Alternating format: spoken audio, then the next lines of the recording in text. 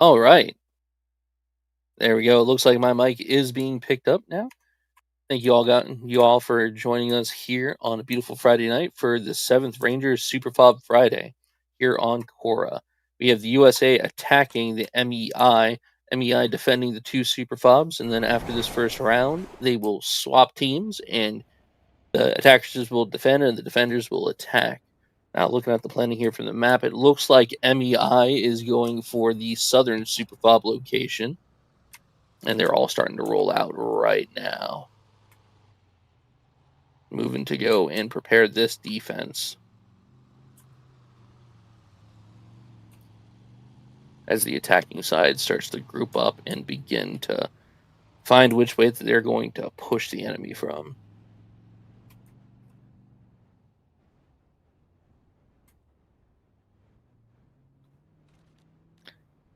Several vehicles having a hard time driving through the walled cities of Cora.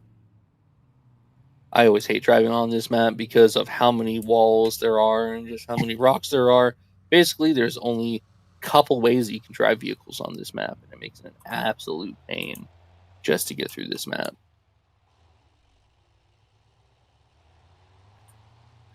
At this first southern compound, it looks like this is where they're going to have their backup radio for their SuperFOB. That way, whenever they inevitably get pushed here from the eastern side, they can hopefully easily recover by pushing in from the western side. We're sitting here hanging over top, looking down on everyone to see them start to build up their defenses.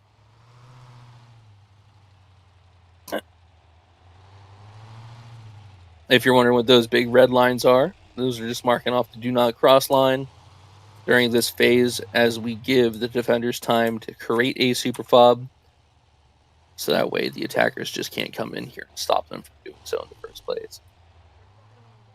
Seeing at least 2 squads worth of people coming in here to this radio tower, tiny little market post that they got down here. And we're getting told that phase 2 is live at 1 hour 16 minutes. So they are going to have more or less 7 minutes here to really get it dug in and all their defenses prepared on this little point down here. It looks like 5 is preparing to counterattack here at the north with a gun truck and a squad worth of people to hopefully make them think that they're SuperFOBs up here to the north. Coming over here to the USA side, it looks like they are starting to mount up 2 waves of attackers, one north of the little river or stream and one south of it. Getting a little dual prong approach to hopefully find which place they're putting their SuperFOB down at and get ready to push on in whenever phase 2 becomes live.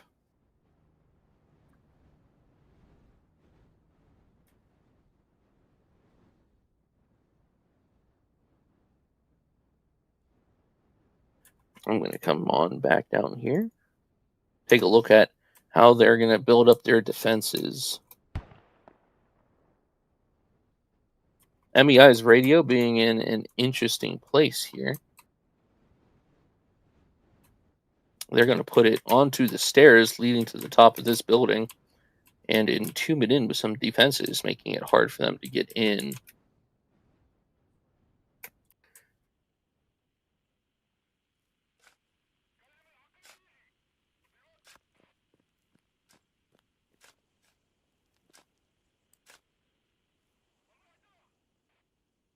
Making sure to start my recording because I forgot to do that, just to get some extra angles for the footage team as these guys are entombing the radio here on the SuperFOB. Let's take a look here at all the other defenses they're starting to put down. They're putting down a hab. That is an interesting place to put a hab, as it is glitching through the wall and will be able to be dug down from the outside of this compound.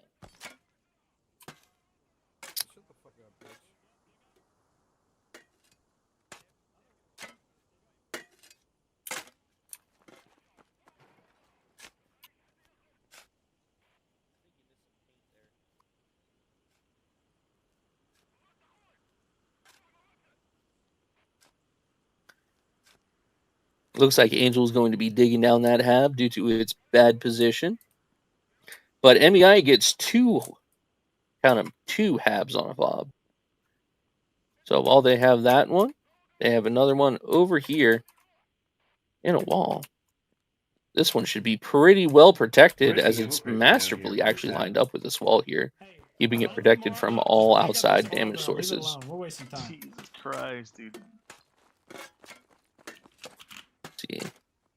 With only 4 minutes left to go until stage 2 goes live, taking a look here as Squad 5 has 2 Humvees up here, getting ready for a northern push. If they're able to push off that northern push, they'd be in a good place to actually swing south and to flank the incoming attackers coming into the SuperFOB.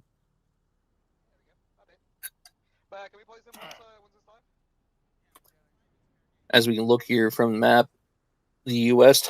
team has drawn up some battle plans. They plan on doing a simple flanking maneuver where whichever one does not encounter enough resistance to stop them will then immediately push south into whichever SuperFOB that MEI has chosen.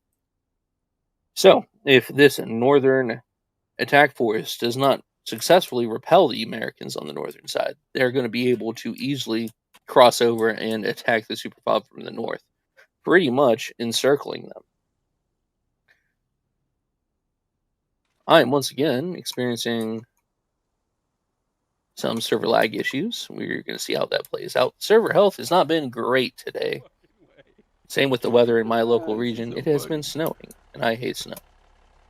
He heard comms, and we all went quiet, and he crashed. We all got quiet, and then he crashed. Yeah. Goodness. I thought it was the drugs, but no. It does look like the bulk of the American forces are on the southern side, so it looks like the SuperFOB is actually going to be pushed by the majority of the two groups. It happens more than you think. Dave, how are you doing on your end? I am rubber banding so hard I can't actually move. I'm doing pretty good. No server lag on this end. That's good to hear. I finally teleported across the map as I clicked to do so, like 2 minutes before I asked you how you're doing.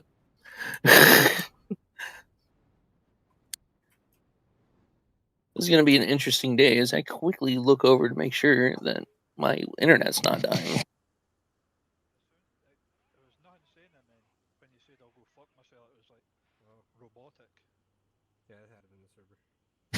My guess it is the server, because I'm the only person using internet in my house right now.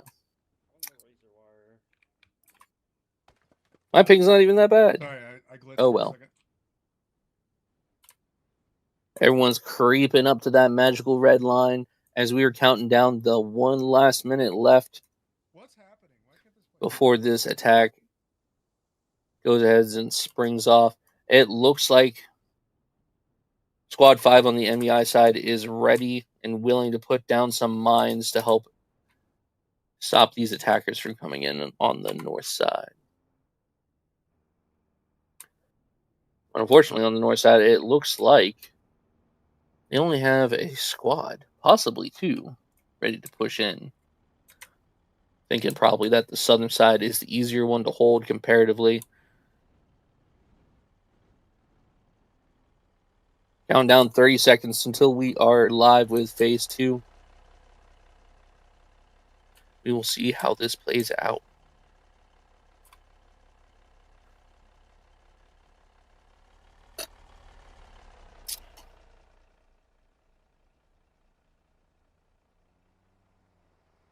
Ten seconds. Get ready here. 5, 4, 3, 2, and 1. Here we go. Phase 2 is live. Of course, the admins are going to take a second to call that out. Once the admin call goes out, that is when the phase is live. Or maybe they're just going to start going on their own anyways. Hey, there we go. Calling it out. They're starting to roll down here on the southern side. I'm going to be watching these people on the south side. because they are the closest to the SuperFOB out of all of the attackers. Fives, Vic pushing straight in, get some attacks off on the riverside. Looks like they are holding up 2 Vics of the attacking force. Looks like I'm starting to experience a little of that server lag we were talking about. Yeah, I am not quite sure what is going here on Service Land. It looks like mortars immediately landing on top of where the radio is at here on the SuperFOB. It looks like they were able to get eyes on where their SuperFOB is, as this mortar fire is deadly on to that building that they have. But the southern attackers all getting wiped out on this southern side by Wrecker. Wrecker placing down some accurate shots here with his BRDM. BRDM? Yeah, his BRDM too. Mowing down one entire vehicle and almost wiping everyone with only one surviving person, Jungle Snot, here on the southern attack. Say I as sure they are wish I could trying see to everything creep you're seeing squad. here.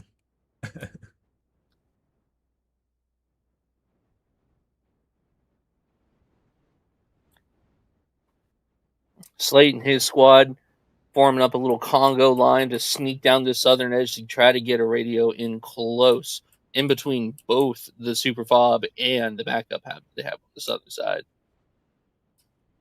On this northern side, it looks like they are actually coming to somewhat of a stalemate,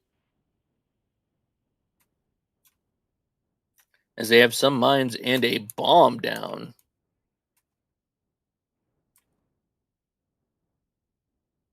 But they were able to stalemate the vehicles that were going to push right down the river here.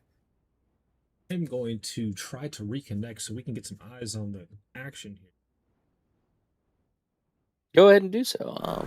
I will just continue to narrate, turning this into somewhat of a podcast here.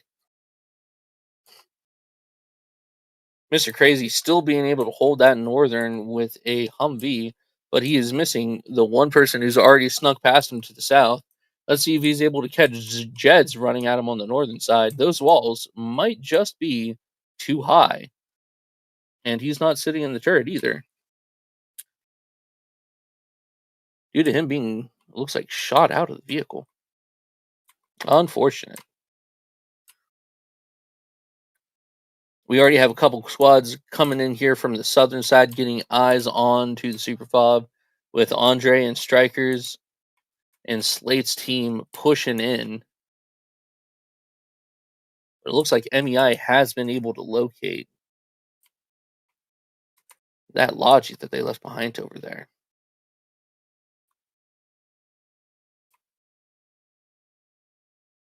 A few good men here slowly pushing up on the southern side.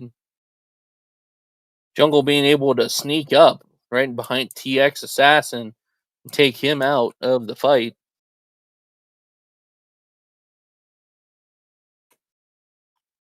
Sweepo and Slate surely seeing those 2 MEI members.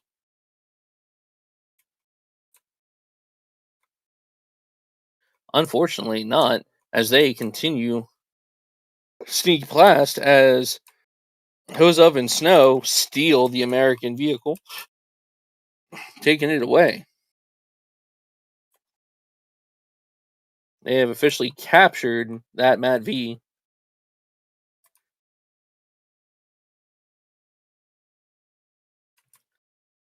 As the MEI get away with stealing American property here on the southern attacking side. Now the MEI are starting to finally spread out here on the SuperFOB, with a squad size element pushing west to try to take up a forward position to stop the push.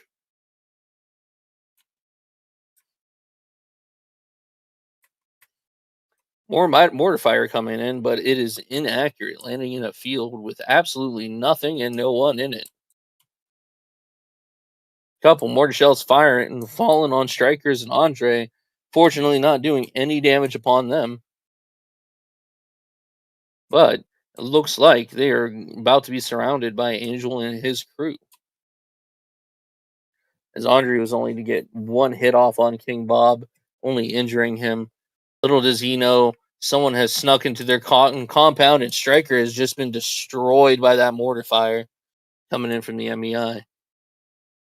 Angel walking and hits Andre straight on with a lat. With good old RPG straight to the face, neutralizing Andre.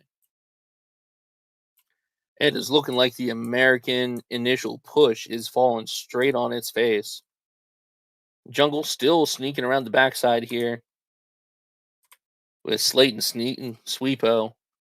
Only 3 Americans actually passed into MEI territory.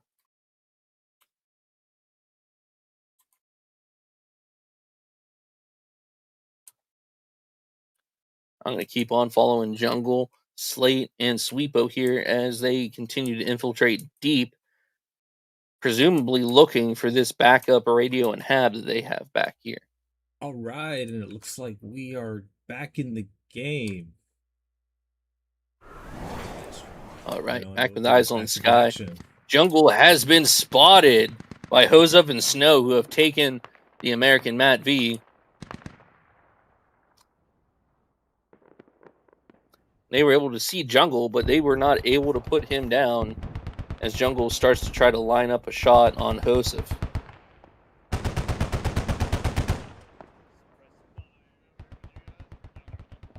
Jungle effectively pinned in place by that 50 on the top of that Matt V Crow.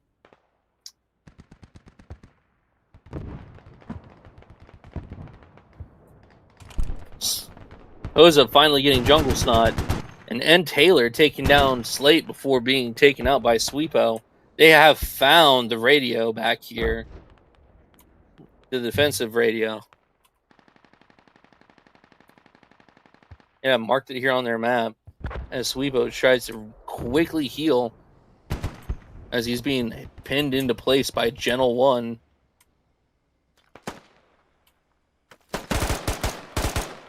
Sweepo taking out Gentle 1. Cruising in, looking for where he can hear that radio. Seeing Nelly back there with the Logi truck. Sweepo and Nelly trading shots, and Sweepo ends up getting killed off by Dad.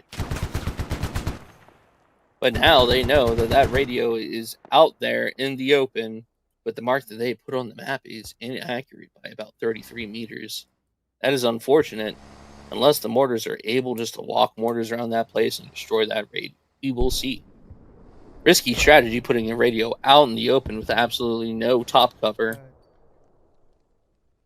Go on and check on the rest of the American offensive against the MEI, as it seems like the Americans are getting held up pretty hard in these open fields to the north.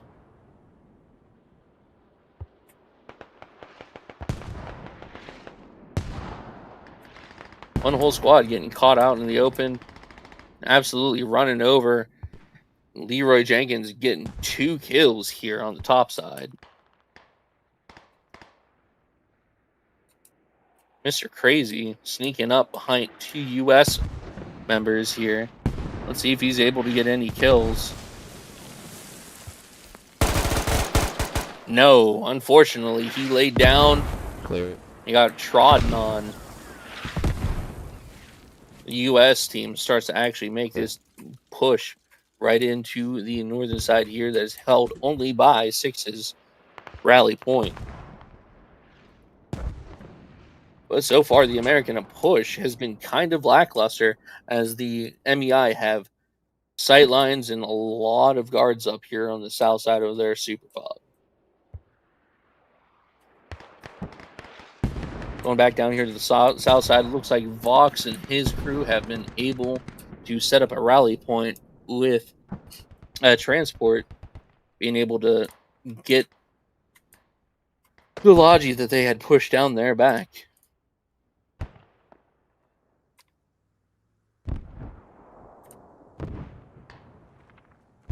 But without a squad leader, they're not able to do anything with that lost Logi down there. Instead, they're going to opt to try to run around them on the southern side. Manny and Dead Legend, seeing Strikers and Heckin' Hot, had killed Michael Litteris here on the south side, and they were waiting for them to enter the building. Getting one shot off on Heckin' Hot, and getting another couple shots off on Strikers. Gotcha. Strikers being effectively pinned down by Dead Legend. 2 more. Trash. Killing Dead Legend in return and having to leave the compound.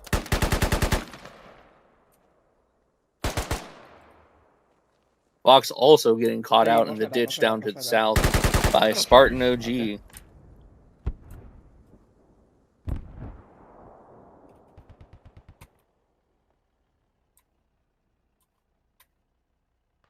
As I have started to rubber band again, so I'm going to be watching this game from long distance telescoping.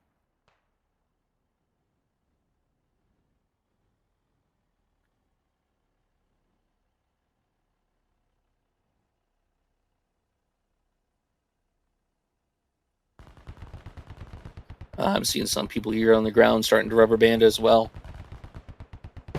Not a good day for OWI servers in general.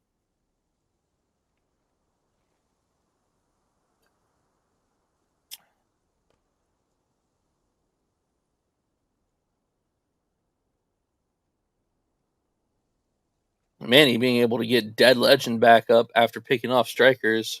It looks like something lost in the rubber band fields.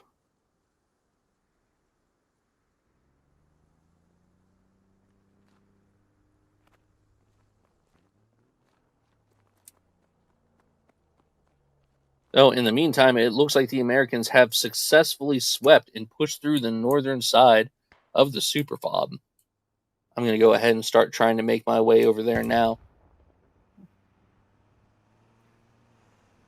to see as an MEI vehicle tries to push in, pincering this squad in between the Kosov and Snow in the south. Everyone in that, except for the gunner, getting shot out.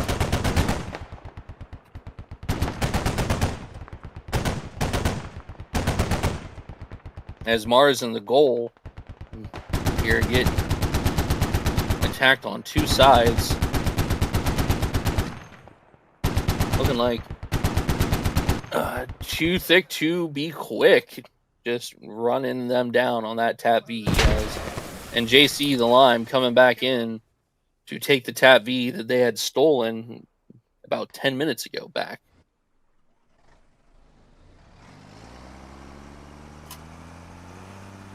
It looks like more than a squad size element coming in from the SuperFOB to try to set up defenses against the few remaining Americans that had pushed down from the northern side, as the remainder of Americans on the north start to pull together, start making their way south.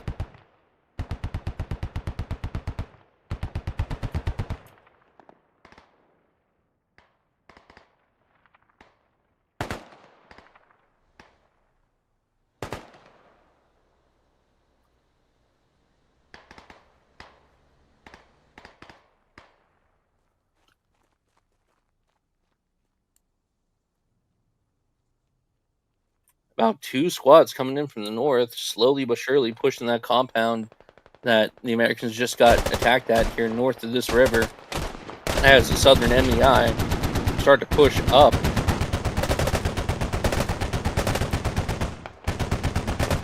Evil Monkey, I believe.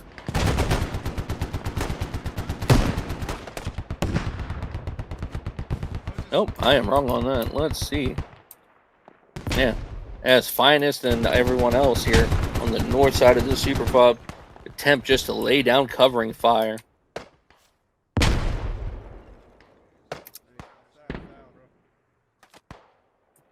It's looking like Americans with their superior optics are starting to take the advantage over these long distance engagements. As JC the Lime starts to pull up, jumping the concrete barrier, trying to get into place to start providing covering fire for these American troops to push across the river.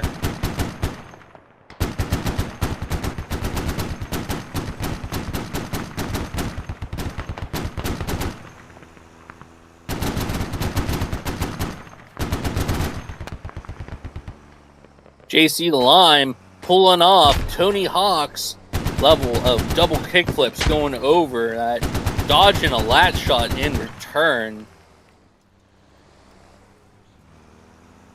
Let me grab a clip of that for the sick kick flips of today. As the MGS Crows here in the river are starting to hold water for the infantry trying to push south. And it looks like here on the southern side, the U.S. have finally set up a radio in this little compound to try to attack and push forward. Spartan OG taking out carry out right next to the radio with BB trying to dig it down. Let's see if Spartan OG is able to push in here and beat BB. He is not. BB killing him off. They might be able to dig down that radio themselves, so that way they can save those tickets. With the plan to put down the Southern attack radio not going well, the MEI dug up their previous back cap radio in order to relocate it further down and further behind and north of the radio. Now encountering some Americans who have just found where they relocated their radio to. As Nelly is on the Hell Cannon, lets one rip right next to the American Waldo. They have found their new mortar and replacement radios. Nelly tossing up a frag in the air. Showing some of that good old 7th training as he's air bursting Waldo just on the other side. Waldo gets killed off by one of the grenades Nelly threw. Nelly barely escaping with his life.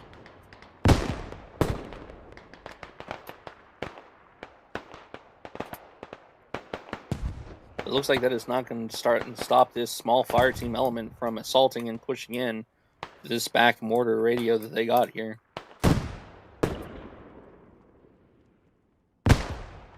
The Americans now substantially making a push against the SuperFOB and the back radio. The few of them still trying to get that southern flank to be able to encircle the SuperFOB radio. The good old 2v2 between Highlander, Hecking Hot, and BB, who just respawned on the rally. Manny getting killed down here on the south side, just dead legend, crawling through the fields trying to hold off this 3-man assault. As the remainder of what looks like to be his squad, they're going to come in behind them to push and clear this southern side. Strikers, surprisingly ahead of all of the packs, starting to infiltrate on the south side, getting seen by Manny. His cover has been lost as he has 3 people looking his way. He has been discovered. Pulling all the south side defenders to look at him as the north side continues to get walked down, but no one being able to cross that big open field on the MEI side of the river.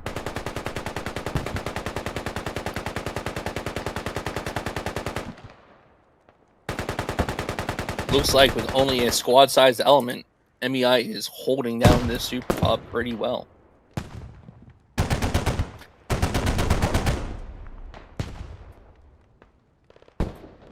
Getting some mortars down here on the south side.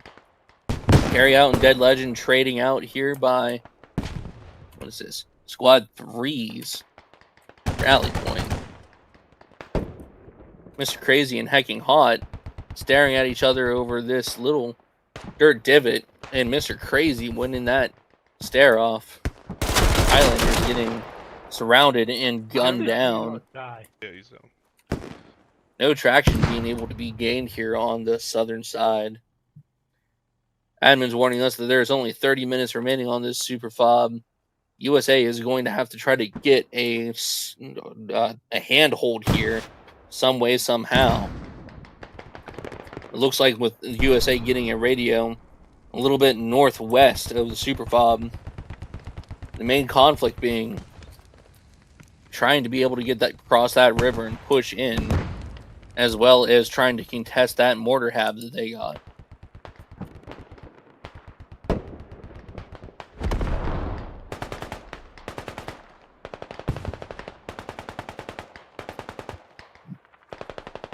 Looking like this all-sides approach the USA has taken is not getting them any ground due to all of them being somewhat separated. While MEI is absolutely loving the onion defense that they have set up for themselves. Being able to see where the big pushes are coming from early and respond to them in time.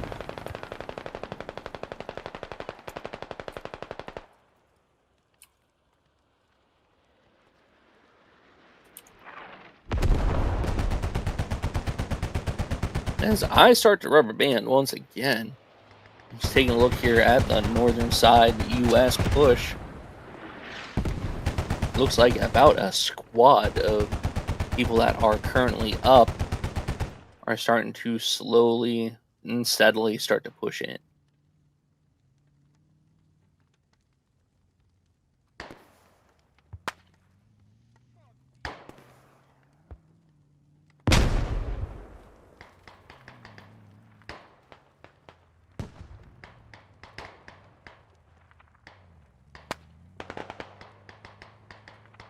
As JC's squad starts to push in close from the western side, Slate is in there deep, just bear crawling the whole way deep, finding their hab as it is still poking through the wall here on the eastern side of the SuperFOB compound.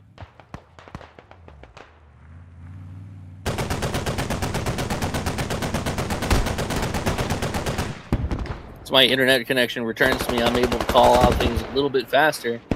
Slate shooting moist off of the hab, trying to find his way in there. Maybe going to be able to get his guys over to dig it down.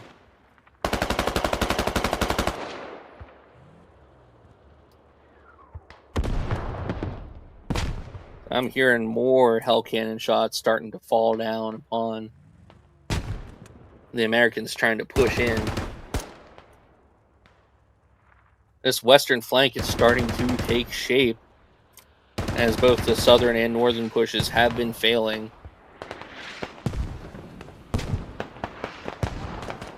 AU user running right past Slate, who's laying down on the ground out in the open. Still not knowing where Slate is, but Slate knowing exactly where he is. As soon as he stands up, he is going to be done for. And I am proven wrong. He's just blowing right past the western push to try to get behind them.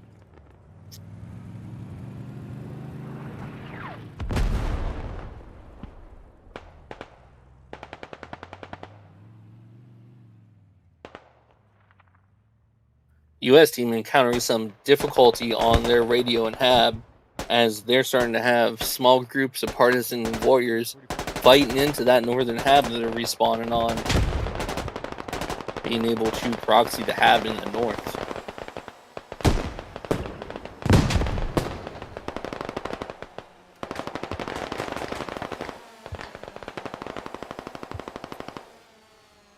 Slate literally cuddled right up next to the enemy hab. Let's see if he's able to get in here and do some damage. Unfortunately, he trades with Allen as the Americans start to receive heavy mortar fire here on the western side. So far, the onion defense for the MEI is absolutely doing wonders, with the U.S. unable to get a strong foothold anywhere in the area. Voidblade and Waldo slowly cruising up with the RWS. Looks like they're going to try to stick to the low points in the river to avoid being seen by any anti-tank hits.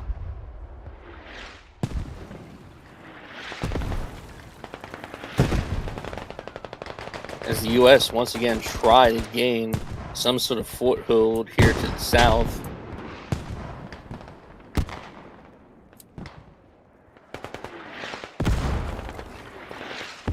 King Bob taking out Bizzo.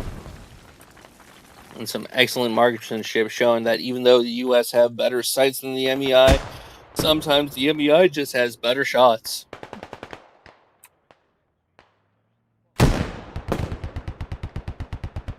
Mars running up to Too Thick to Be Quick and getting in the driver's seat of the U.S. RWS. Same thing with the Manny. Too Thick to Be Quick is about to find himself getting kidnapped. He tries to urgently jump over and get into the driver's seat. I'm going to come on down here and see what's going on. As no one's in the driver's seat, but they're just hanging out in the same truck together.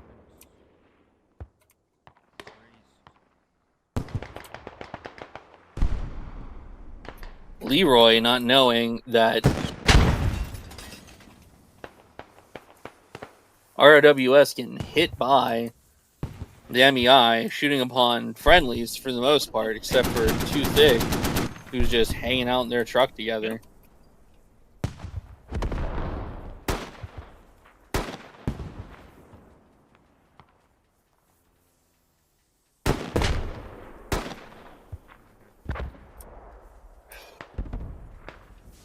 It's just a big old party here in the river.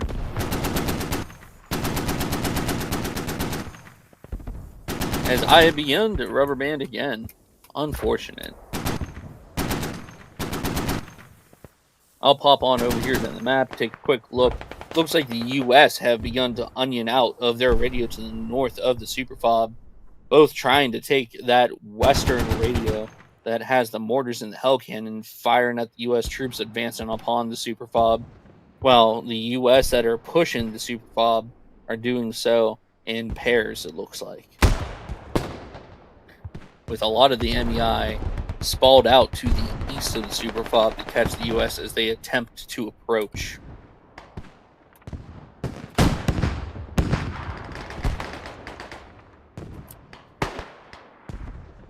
RWS eventually getting popped with some Angel on MEI action. Angel just pops that RWS, not knowing that his teammates are occupying the vehicle.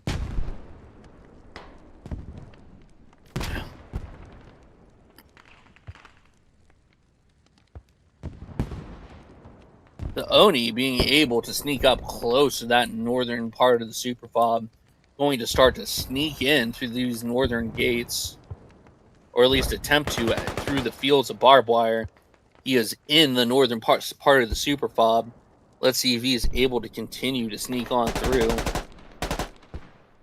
Oni taking out AU user. Now they know where he's at. Finest has a beat on him, and he gets taken down.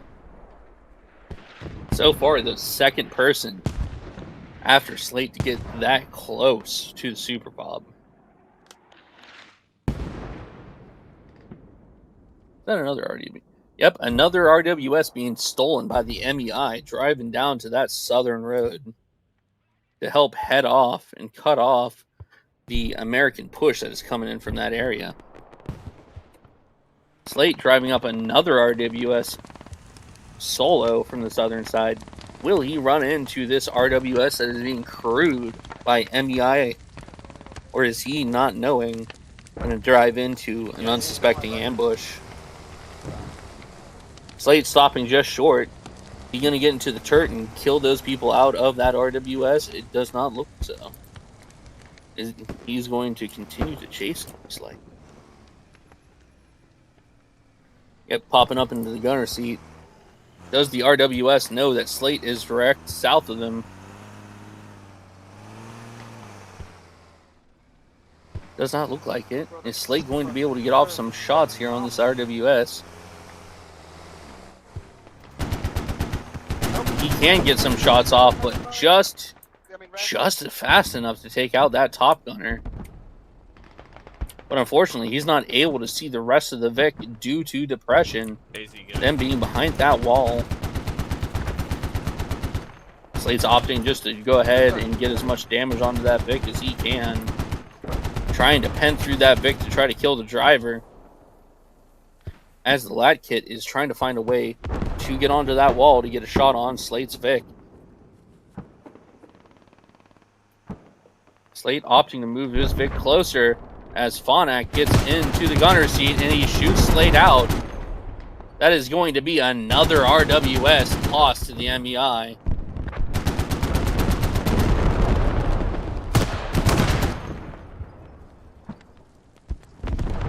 Glad deciding to shoot it and take out the other RWS. Mars getting 4 kills with landmine here on the northern side, as the mines that he laid at the beginning of the game reap havoc, taking out an American transport rolling down this northern road. And it looks like that the American northern radio is getting dug down by Celtic. Unfortunately, it looks like Celtic was not fast enough, as an FTL-sized unit has spawned in. Let's watch as this goes down, as Celtic tries to solo hold off these people from pushing. Trash bag. It's my fucking radio. As Highlander tries to get a flank on him. Not for long, you fucking pussy. That's what you think, bitch. Celtic finally getting shot off, and the Americans have taken their northern radio back. Spartan OG, though, slowly creeping through this northern field. Is he eventually going to make his way to that radio? Let's watch and wait. Quickly tapping back over. Mars getting into the northern compound.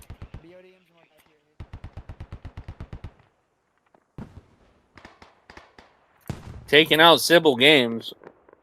They now know Mars is in this northern compound. Another 7th member getting deep into the enemy SuperFOB.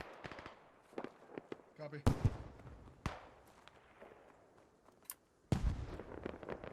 And see if Mars is going to be able to distract them long enough to do some damage here to this northern compound. North side. William Wallace seeing Mars. Not going to let Mars get into the compound today.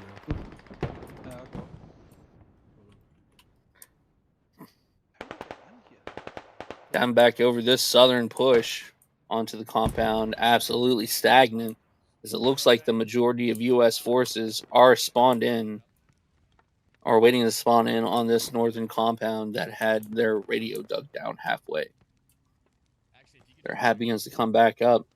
You might see the U.S. forces try to regroup and regain to get one final push in this SuperFOB before they are unfortunately timed out. So I believe we only have a couple of minutes left here. Let's try to clock in that for you guys so we know how the long. last 4 events we've done with other communities has been a shit show.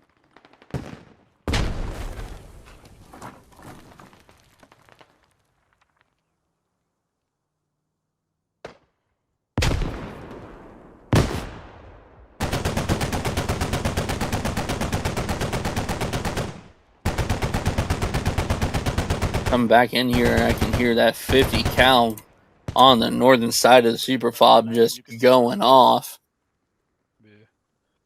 As more and more partisans just try to keep sneaking into this northern radio on the U.S. side. Carry out with a FTL-sized unit moving. It looks like that western radio was taken down. Alright, good. I'm gonna drop a new rally down here. And so now the MEI only has their one radio on the SuperFOB and no backup radio.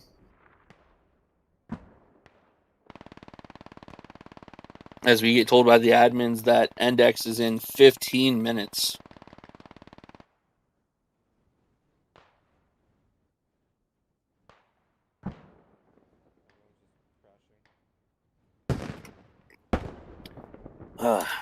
What are your predictions here, Crazy Dave? With the 15 minutes winding down, how do you think the rest of this match is going to end up playing out? I think MEI has it in the bag here. They've just done such a good job with that onion defense you keep talking about. Absolutely, I agree. Unless the U.S. are able to find one of the infamous holes in the onion, burrow their way in there, and somehow get in there to stop the spawn. especially with the MEI not able to spawn on any backup hab. The only thing that the U.S. really needs to do is get in there and be able to either A, start digging that radio to halfway, or proxy not just one, but two of their FOBs, as MEI has the ability to put two habs down. But as I am already talking, I have to eat my words because MEI already put down a backup hab here to the south. With Squad 4 being able to start placing down a hab relatively close. U.S. is really going to have to try to form up and get a solid push onto this SuperFOB. With the backup hab being on that southern area, I actually agree that is probably one of the safest places to put a backup hab for this particular SuperFOB area. Coming in, I thought that was a person. It's just another admin cam. That's my bad. But Sergeant Jed's doing the good old Rambo face to the floor crawl, trying to get as close as he can without being seen. But how long is it until eventually an MEI guy trips on his bootlaces and finds him?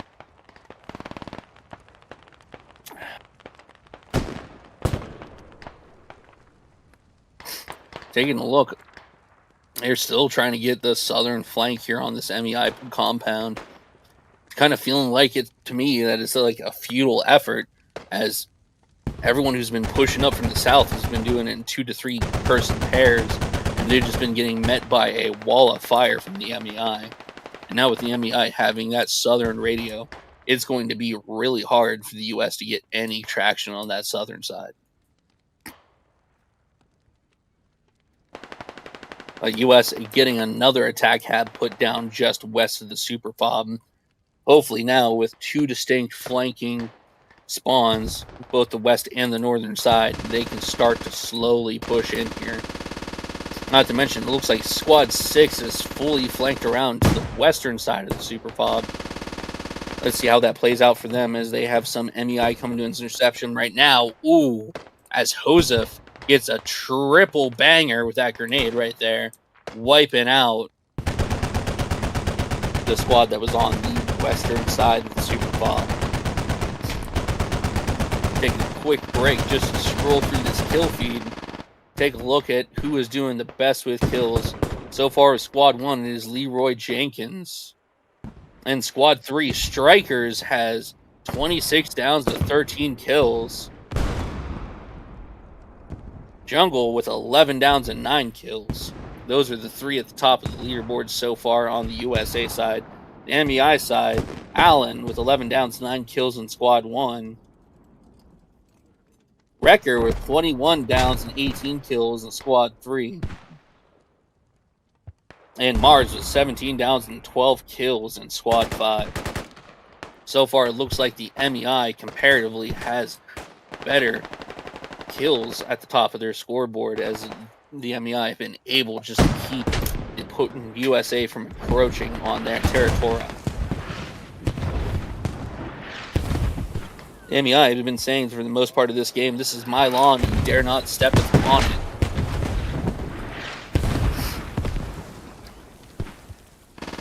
As this first round here has been looking like some Joe Biden era U.S. Army activity here in the Middle Eastern map.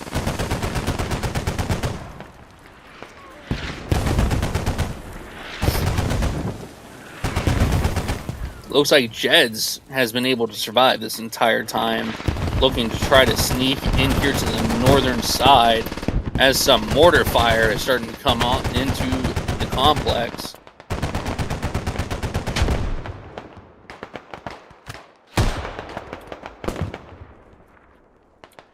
I'll get them, brother. Oh, there's a grenade. Jed throwing a grenade, overshooting, getting 2 back-to-back kills. Jez has officially penetrated this northern compound. And unfortunately, all eyes are on him, but he gets another kill. As people on the southern compound are now looking north to try to stop this one-man army. Sergeant Jeds. Jeds getting his 4th kill.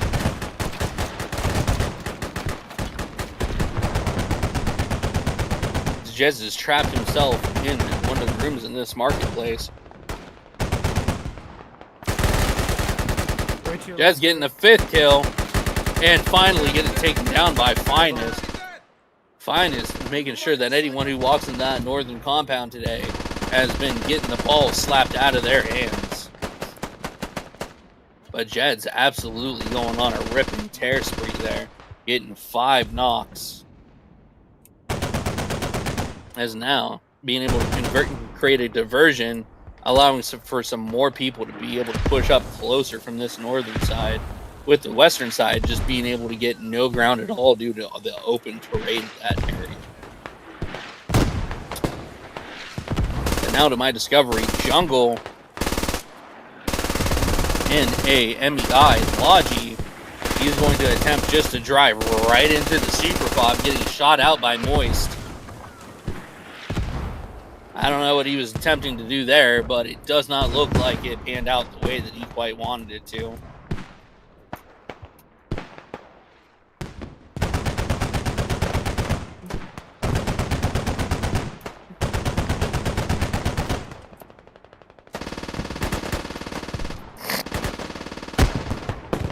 Carry out and BB getting up close there. Avenge Jungle by killing Moist off of the captured Logi.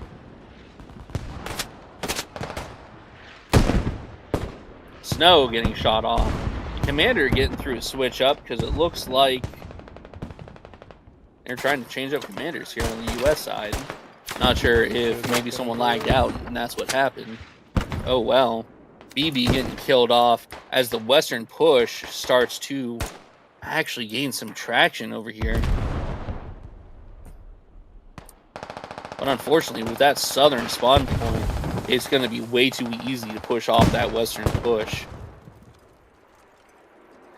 The MEI just seemed to have it in the bag with only 3 minutes remaining. Is the US going to be able to get anything close again? Where's the pure number of people just sitting on this point? Too much for the US to try to poke through.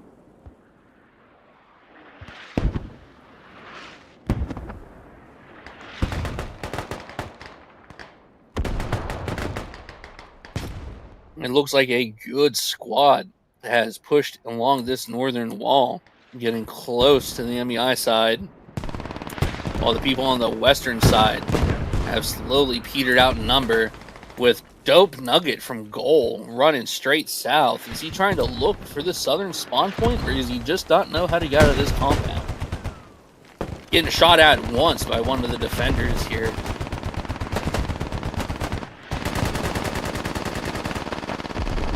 US try to push into this northern side of the compound. Mortars falling on them, but also one stray one hitting that northern side of the compound. You Mad Bro providing some good smoke coverage, trying to get some smokes up on that upper balcony so that way Jeds and the rest of his crew can push in from the northern side. Absolutely trying to run it down with less than 2 minutes remaining in the bag. Minister and Jeds trading, and Jeds winning up on Minister. Leroy pushing in, screaming his username at the top of his lungs, but to only get mowed down by friendly fire by Matthias.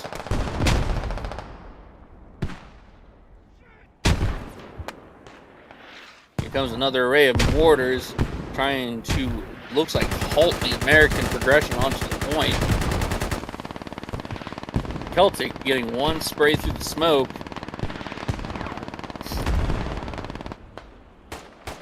Ooh, sneaking through the southern side, undetected, absolute death, getting within 33 meters of the radio.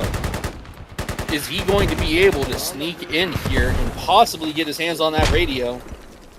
You can see the defenses that they built up on this radio through the wall.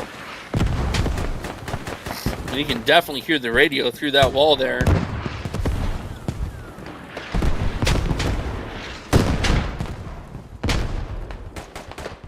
With the last few seconds, 38 seconds remaining on the clock, I'm going to fall around this absolute death as he gets one kill.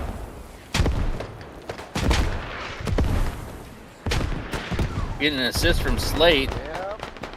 Is he going to be able to push into this compound before it's too late? Possibly. And unfortunately, he gets capped off, and all of his teammates are too far behind to even be a threat to the radio. 10 seconds remaining. Unfortunately, it looks like MEI has taken this in the bag and went home. Just like the Grinch on Christmas Day, they have stolen the presents of this map and have walked away with the prize.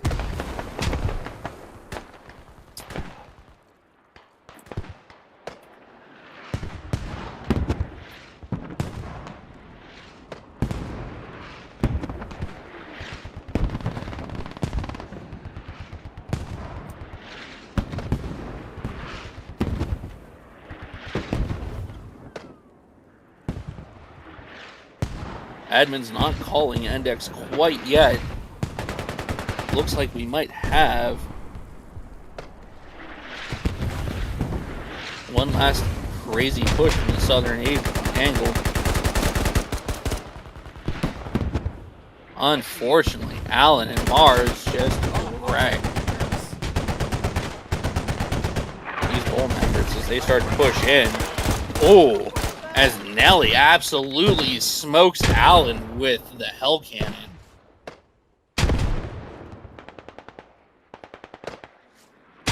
The friendly mortar fire that has been happening on this round has been outrageous. Unfortunately, the U.S. have now been pushed back to arm's distance. The only person even close being Strikers and BB on the northern compound, just sneaking around.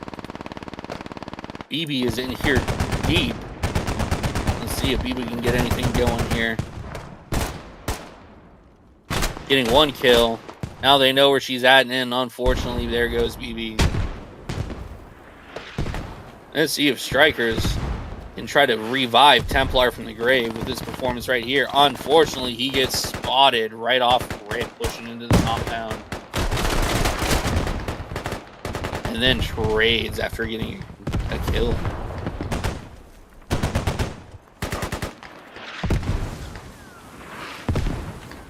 Unfortunate. Nothing going on.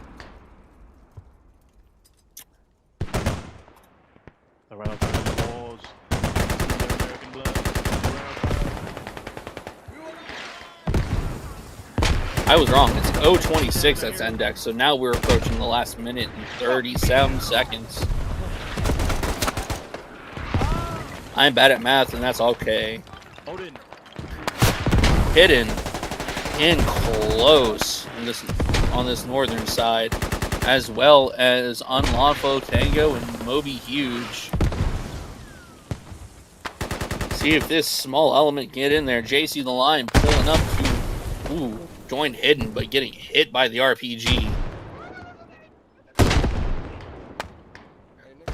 Let's see if Moby Huge is able to sneak through the southern side. No one watching where he's coming in at. Getting one kill here on this southern side. Getting another kill. Motherland the only one, and he gets Moby Huge. Is Hidden going to be able to come in here? No. Motherland says, this is my house, and you're not going to get in. Motherland single-handedly keeping this southern side protected. We wound down to these last 30 seconds just watching the U.S. team push for every inch that it's worth.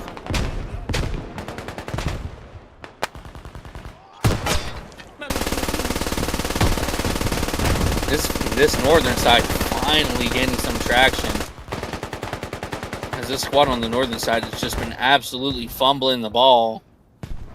BB going for a flank around the backside. Let's see if she's going to be able to get past Motherland, as Sybil Games might have seen her and is going to run up behind BB. And there it goes, BB.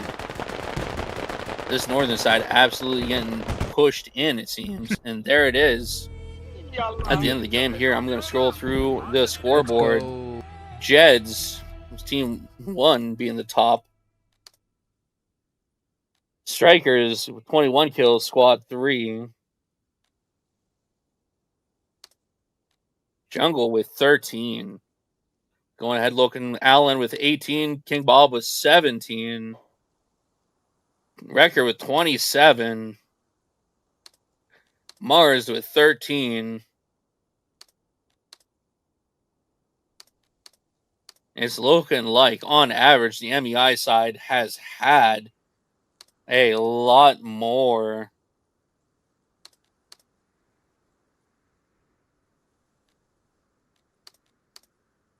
Jez, what are you thinking about here with this 5-minute interval that we got?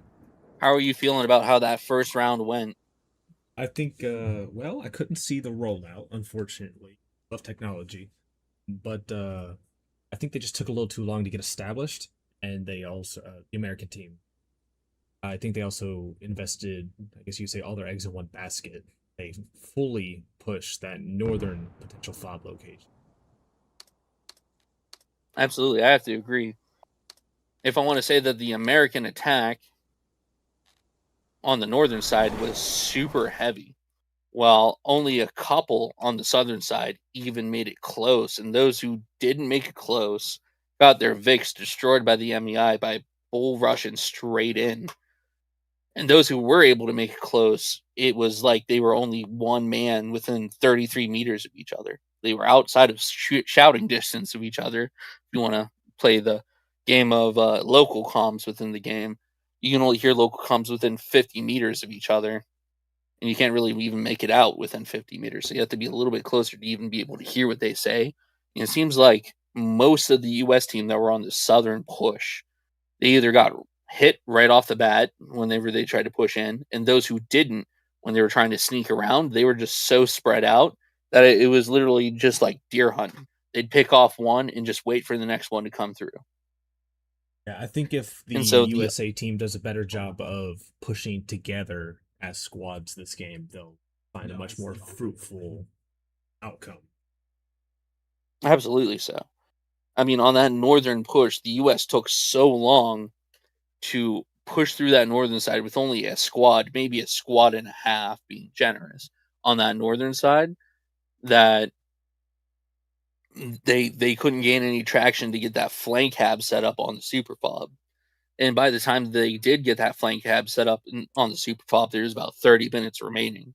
And so the meat slog that usually happens in the SuperFOB just took so long to develop that there with like 1 minute remaining, that meat slog finally paid off, and they were able to push deep on that northern side, but it was just too late for them to do anything with it. Not to mention, the U.S. got the whole way to the west side to take out that western radio, and then did nothing with the west side except for with one squad rally. They could have, with that backup radio being where it was on the southern side, while it was completely safe from it being taken out before the SuperFOB, it led for the SuperFOB to be easily encirclable. Oh my! And they just did not take advantage on their ability to encircle the MEI. Not to mention 3 to 4 Mat Vs being stolen by the enemy. That definitely turned the tide of battle. Oh yeah, I hope USA does a better job of retaining their assets this round. You know what they say, art imitates Absolutely. life, but we'll hope the next round that's not the case. And we will see. We will see if the US side, whenever we switch sides, is even fruitful. Because if MEI is able to keep them off that SuperFOB for the entire time, it's going to end up in a draw, and it might even go down to the kill feed. But if the US is able to capture that SuperFOB at all, there's a clear victor. As we sit here in admin slow-mo, if we want to tab over to our squad tactics, I will sit and will quickly draw up here what I saw on the US side, which was this sort of plan, in case anyone was not looking at the maps as we were streaming it. The US squad had this kind of plan drawn up.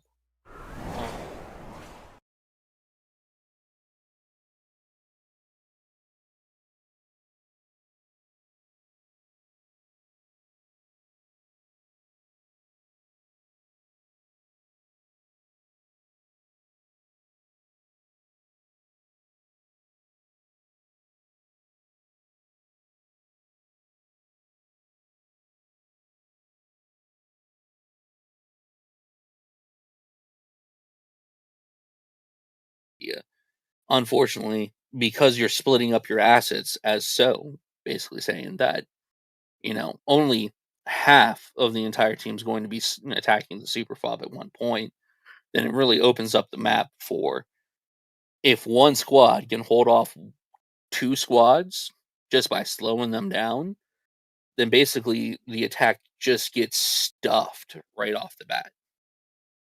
Unfortunately, with the map layout of Core being the way that it is, basically being one gigantic looking pickle, I think that the only true way to get off a good first attack on a SuperFOB is to actually put your eggs all in one basket right off the bat.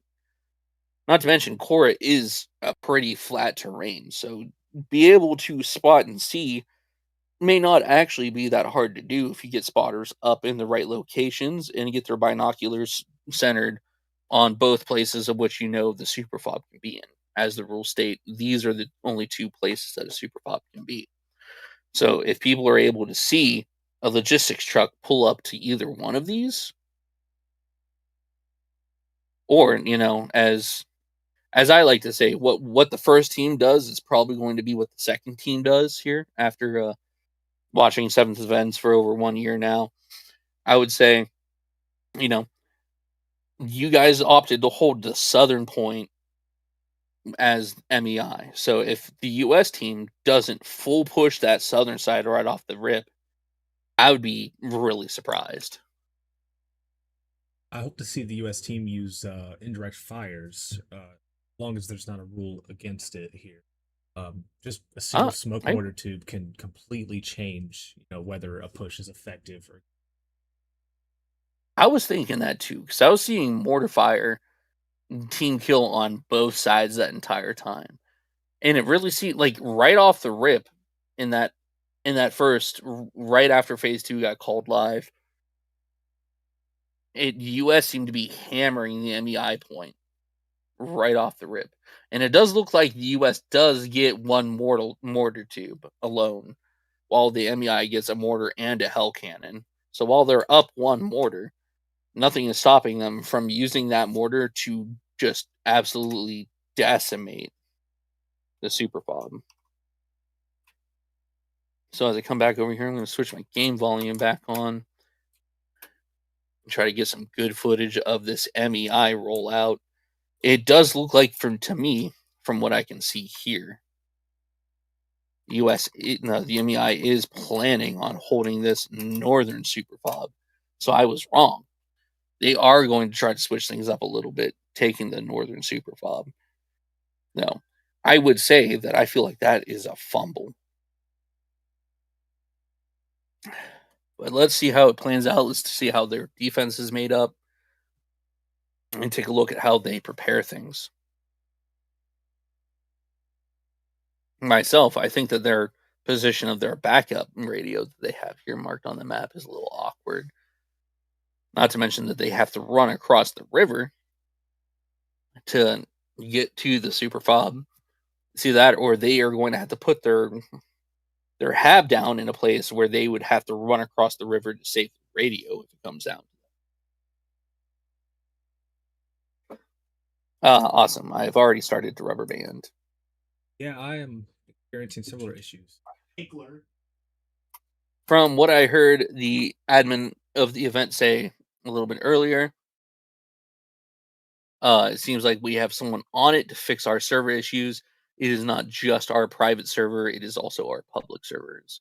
So it sounds like it is a server handler issue, unfortunately. But as we have 10 seconds left, I'm going to try to capture this MEI rollout as they go to try to prepare their points for defense.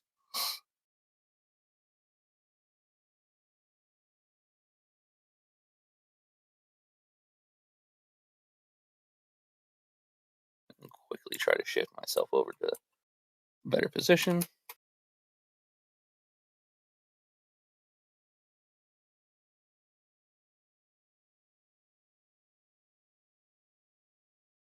There we go. That let's get to the actual stream. Talking about. Yep, MEI has started to roll out and prepare their defenses. Only one Logi leaving main so far,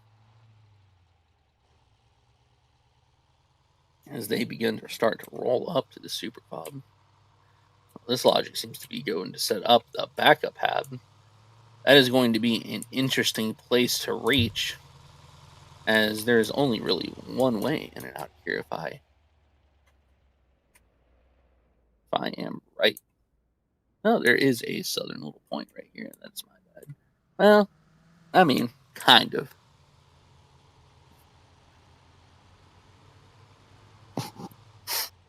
As the U.S. has not even moved off of their head yet. But that is fine. They have more than enough time.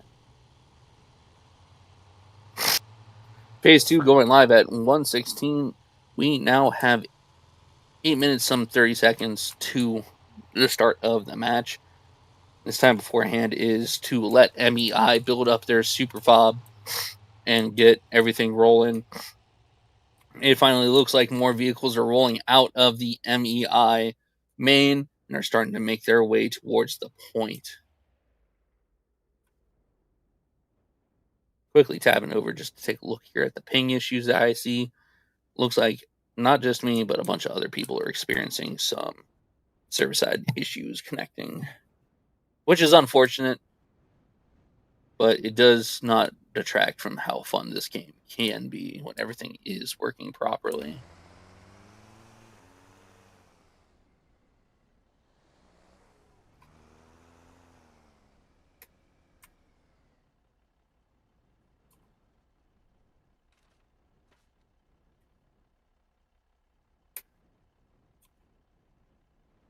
As this first Logi takes and goes ahead and moves in, the U.S. have still not left their main on my map.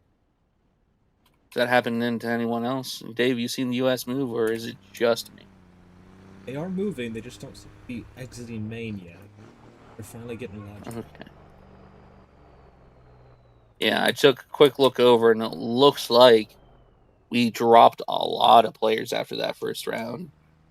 From maybe due to server issues, we will see as they start to slowly filter back in here.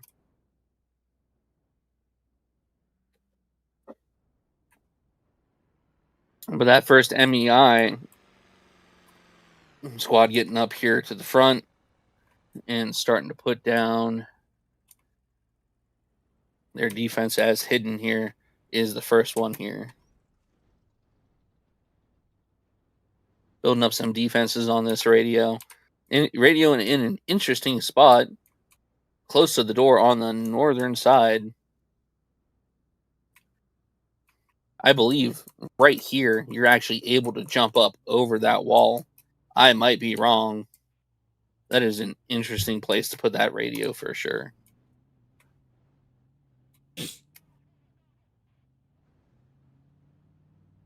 Now, if we take a look at the tactical map here, thinking what they're banking on using this map border, right, almost as, you know, border, whole extra angle. You mean the US side? Yes.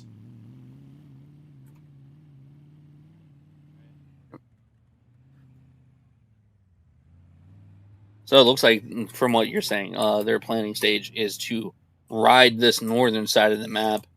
I'm not sure that is such a great idea, due to it being pretty much 90% out in the open. Because all in all, this little berm right here on the outside does not provide much protection, especially against 50 cal gunners. Oh no, see, We will that's see how what that I'm plays out for saying, them. is MEI is banking on that. They're choosing this position due to the open sight line and the natural border of the map. Cover one of the.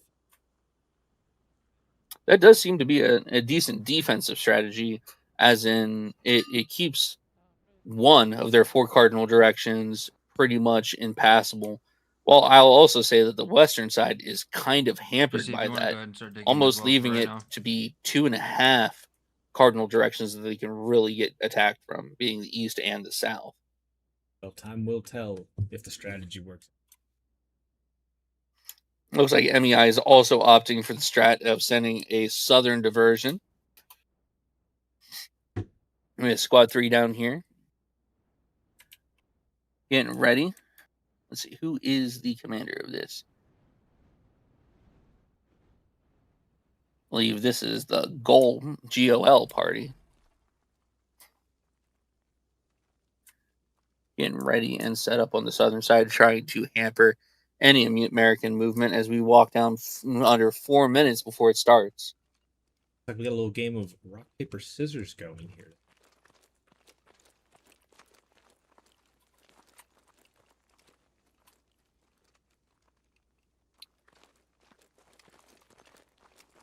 Oh, that's the Italian emote they got going on there. Oh yeah. What are the chances that they're on the other side of this line waiting for us? They could be. Doing the good old Roman salute down there.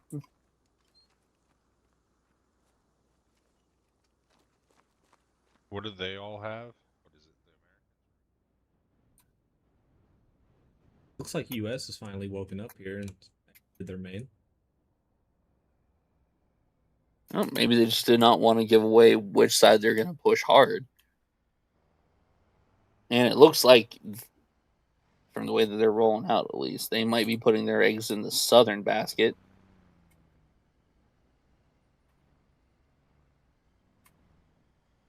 It is unfortunate, though, because they rolled out their forces when Phase 1 went live. They'd be able to cover this line with forward observers to know which side that they ought to push first.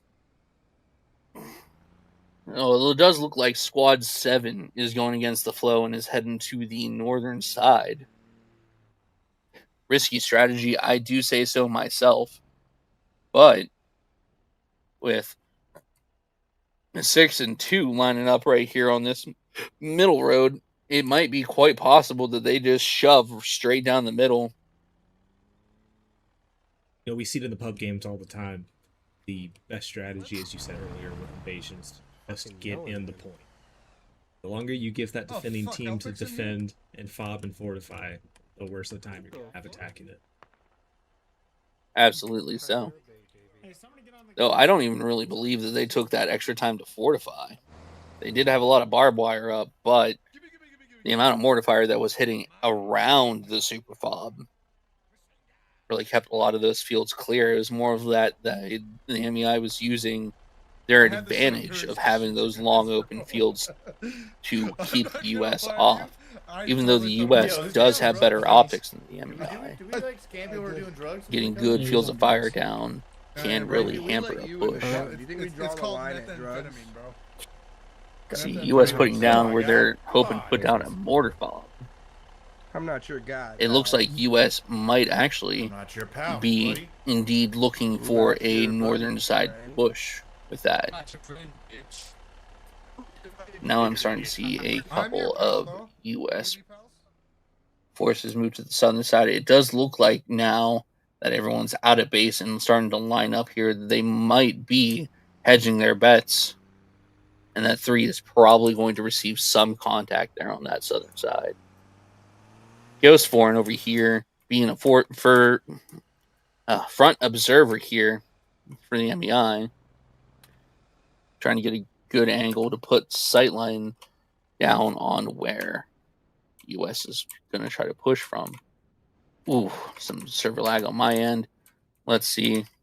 It is looking like he is holding eyes right down this road. He's going to be able to see if that US northern push if they head on any of these roads. And being honest, in the pub games that I played on Cora, I have found that actually moving down the rivers is surprisingly a lot easier than taking the roads. While the river does not hamper you as much as people think that it would. Stage 2 should be live. We should see the live call getting called out here shortly. But the southern side here on Cora is already starting to get pushed a little bit, but they're getting called back as they have not called live out yet. Try to get a nice wide dynamic shot here. Pull out. Looks like admins are Not calling live quite yet.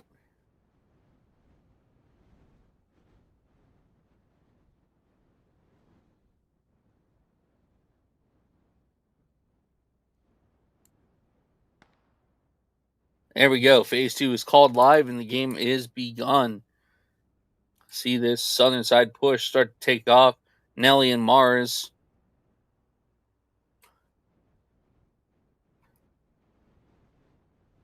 As it does look like they have split up who's going where. But 3, unfortunately, out of position to capture this southern push coming in. But looks like the fix on the southern push did get caught up a little bit.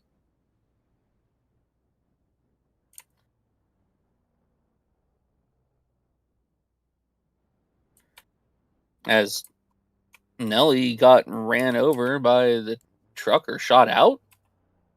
Nelly died? I'm not quite sure how that happened.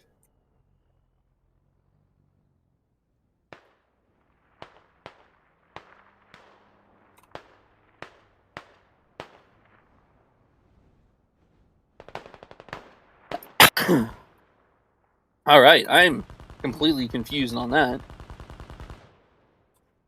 I watched Nelly die absolutely out of nowhere with no kill feed. That was interesting.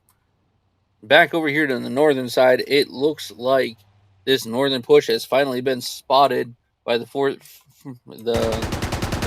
observers.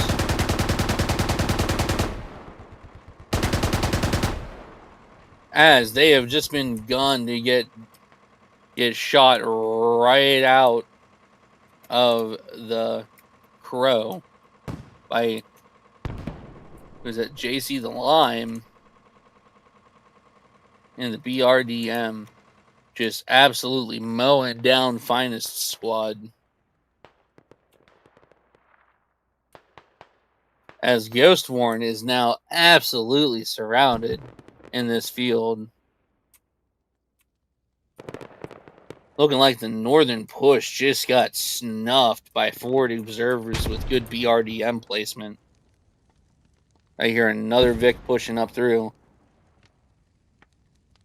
Another Crow taking the northern angle. That's Wrecker and Tex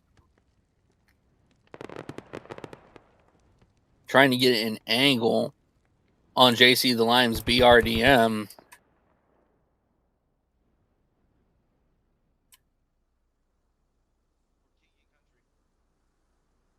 The king in country. Aye, I know. Where'd that dingleberry go? But yeah, cool. Remember, your overlord ruler is an 80-year-old man. I can't spell his name. Remember, you ain't got no dick.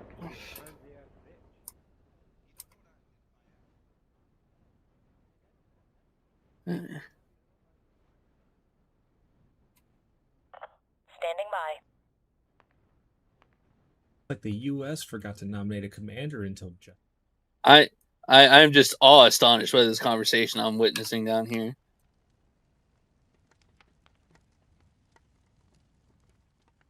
Dare I come with an earshot? He was speaking broken Spanish at one point. It is a dick, so I was. All right. Anyways, moving back onto the broadcast. We now return to your regular It looks like programming.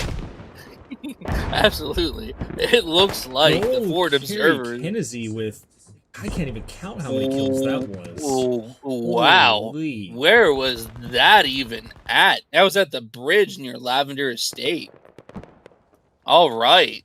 As you can see, the dead bodies right here.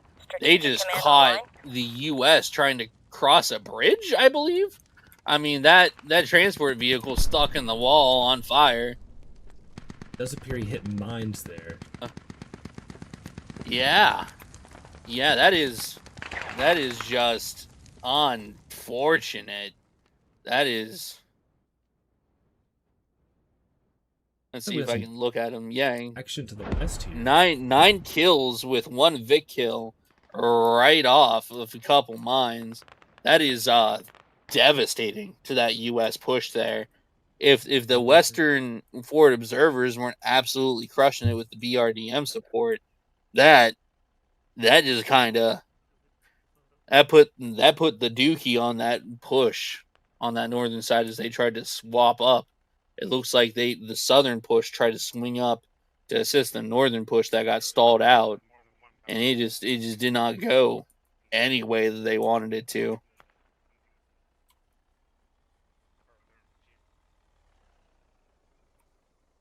As the people on the southern side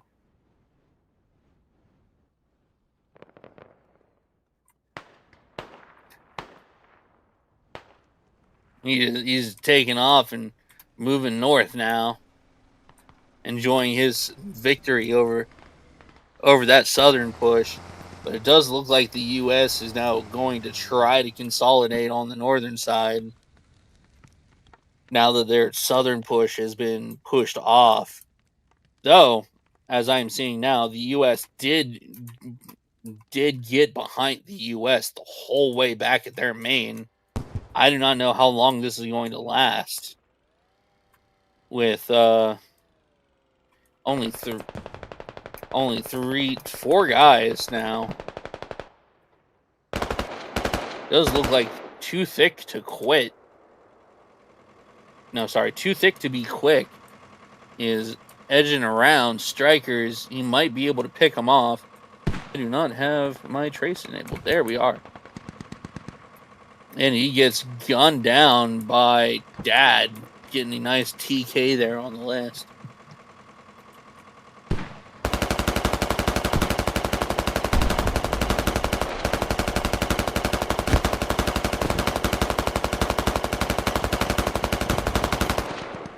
As Slate finally pulls around from the back with the remaining GOL members to kill the remainder of the southern flank.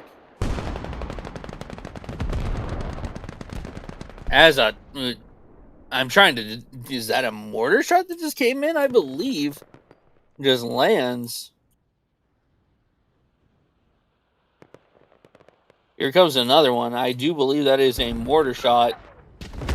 That is the hell cannon falling on these people in the back as MEI comes in to clean up that one transport that still remained down there, engineing it, with Mars and Gentle One still alive, rolling around on the ground trying to escape the 50 fire. As that hell cannon proves why accuracy is not its best friend. I'm going to swing back on over to the western side, or it looks like a transport has done what I had said a little bit earlier, taken the river road down, and is going to try to get a southerly flank on the MEI compound.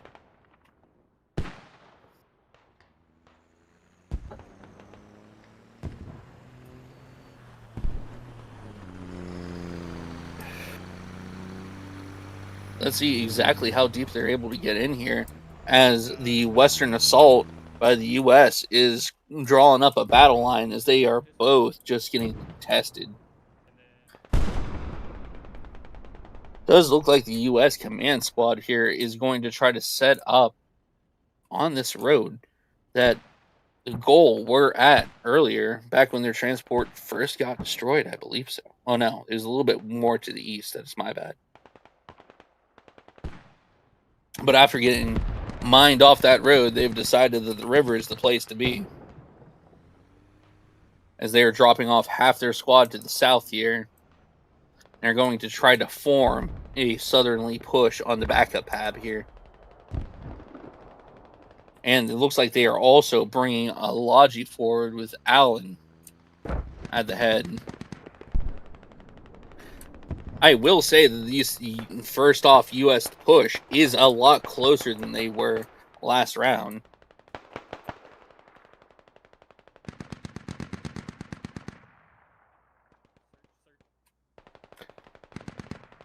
Looks like King Bob and his squad have pushed in real deep and have found an MEI hab.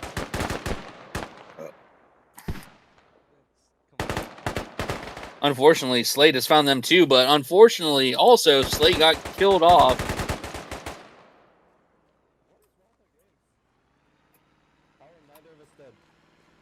As Yeah, MEI I know, comes that's to try wild. to save this hab that got found.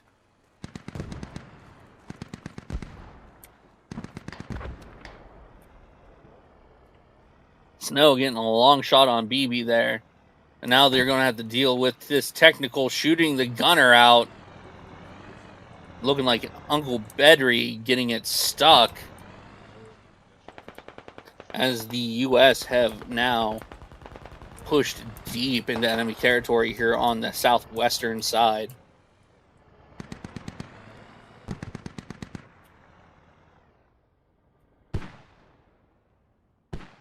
Slate and Kratos able to spawn in on the hab. Danger close to enemies. Slate decides to take a mag and just engine the vehicle to use to push in with. Void trying to take up a flank. Dude, you're gonna die, just FYI. Yep. Rocco's gonna kill you. Right While now. Allen flanks the whole way around with his Logi. This is excuse me. This is an interesting push here by the US.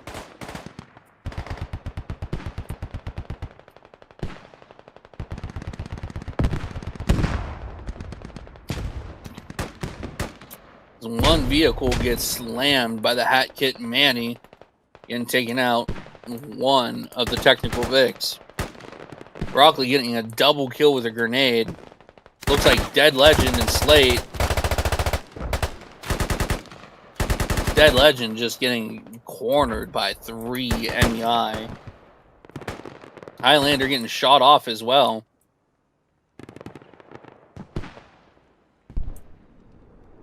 And I don't even... It looks like Allen pulled his Logi the whole way back as he could to the marketplace over here and getting it out of a stuck position here on the southern wedge. That push might have scared the MEI from pulling a lot of their resources, as I see at least a squad size element here on the back hab. But unfortunately, the US just does not have its people up and raring to go for the western push that it needs to take.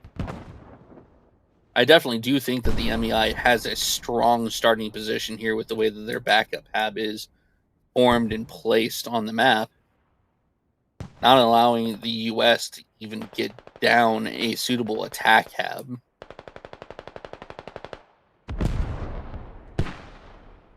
The US have been corralled into open fields and long stretches of open road. Jungle just penetrating deep into enemy lines here.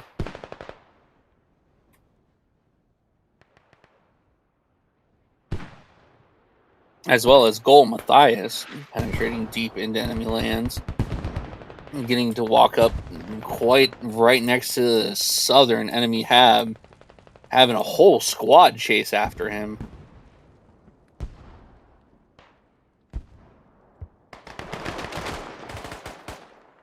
And getting killed off by King Bob.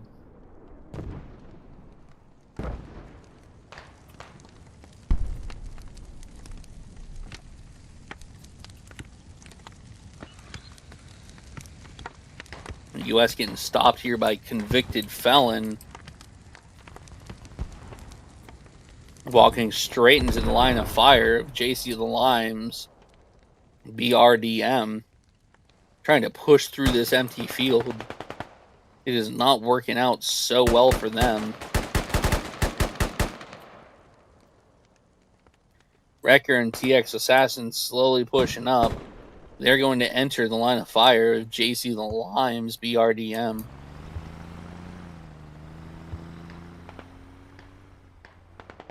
As they are trying to find long shots on this MEI SuperFOB. And they can for sure hear that BRDM popping off in the distance. US, though, getting some mortars down. But it's not looking like their fire is being too effective there on point. As the mortars are landing about 33 meters short.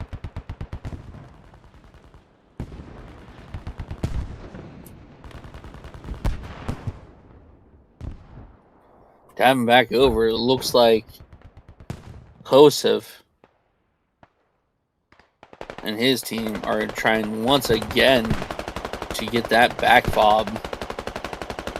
Now 3-on-3. Now 2-on-3. 2-on-2 now with Joseph taking one out.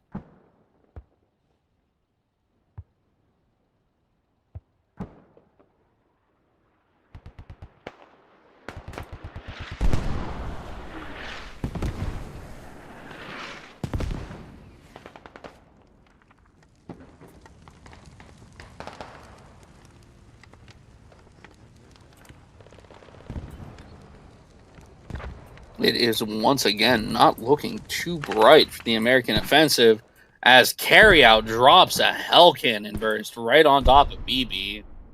That is an interesting shot.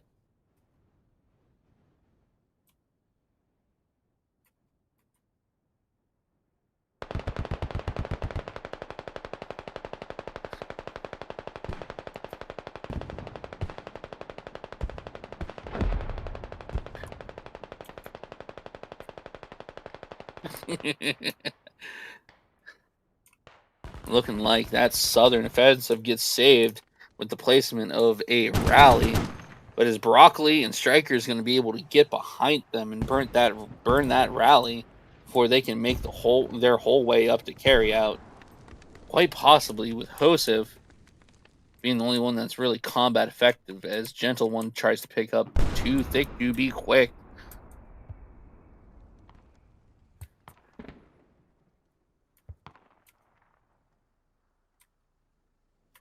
Just too few people on this southern flank here for it to be extremely effective, as now Joseph gets killed off.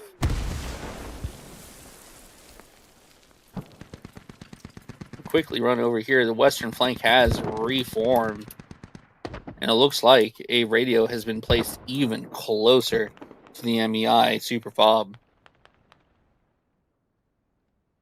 Are the U.S. going to be able to get a solid foothold down here to be able to push forward? Tex and Wrecker staring down JC's BRDM. Neither of them aiming or firing at each other.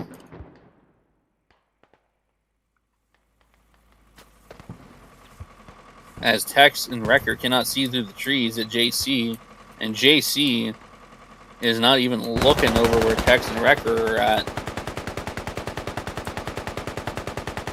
as they have 2 Vics against the US's 1 holding down this northern side with a vehicle repair station. Does look like Wrecker and Tex, though, know where the BRDM is at. Are they going to be able to punch through this northern side? It is quite possible that the MEI's plan to keep this northern side locked the whole way down is going to pay off.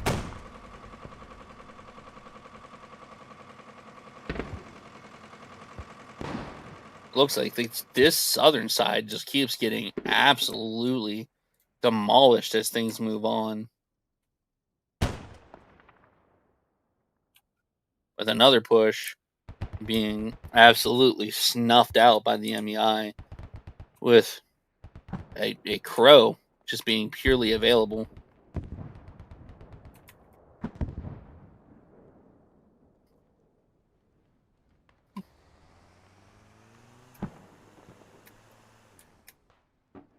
As the MEI are able to steal that RWS,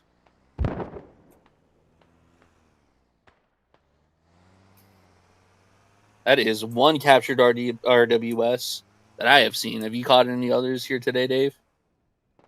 On this round? Not yet this round. Oh, so far just 1 stolen then, as that southern RWS got captured by RNR Legacy. My bad. 30-minute call just got taken out.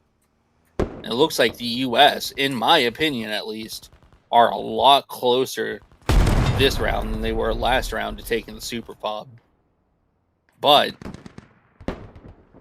the positioning of this SuperFOB is way more open than the last SuperFOB, in my opinion. There's way less depression for the enemy to crawl up forward, but yet the U.S. find themselves closer this round. Honestly, thinking back about it now, with the way that the U.S. is being able to approach this close, if they did put their SuperFOB to the south of this radio tower, it is quite possible that the U.S. would be even closer. And I think that honestly gives a little bit of props to the MEI the first round, as the U.S. had a lot more cover approaching the SuperFOB on the southern side. There we go, Crazy. Mr. Crazy getting some good mortar fire here on the MEI SuperFOB.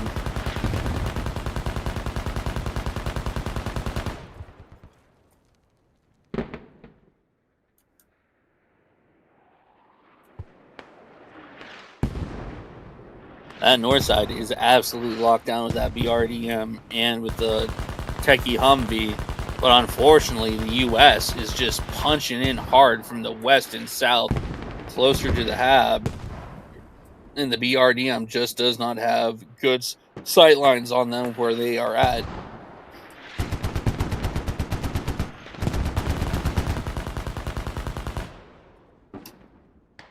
With a squad and a half within 50-some meters, maybe even 100 at some point, of this SuperFOB radio.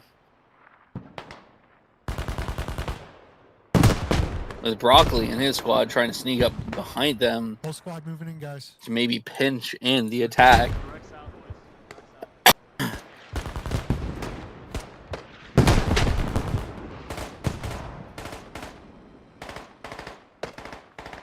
As the Matt V that got stole got killed by friendlies, and Snow picks off the two arguing friendlies in the south.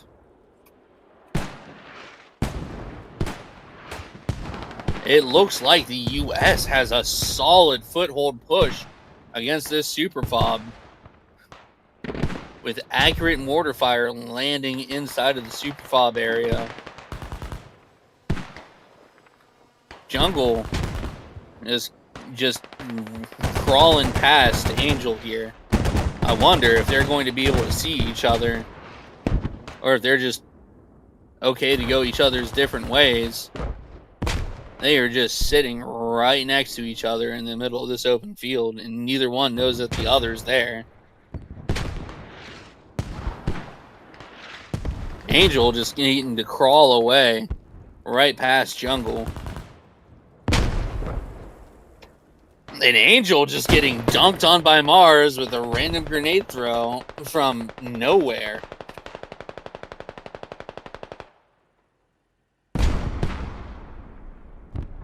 That was an interesting exchange. But the U.S. have now pushed up against the wall here on this SuperFOB. Loki getting in the closest so far. Dad right behind him. Is the U.S. going to continue to be able to push up close?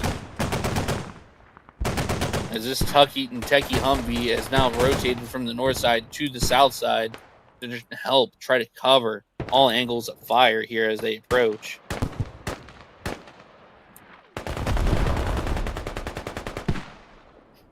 As the mortar is starting on the MEI side, starting to cover that western flank of the SuperFOB, kind of stifling the push in from the long ways, but Dad and Loki still in deep. Convicted felon, an absolute death. Just coming in and ending Loki as he tries to push in deep.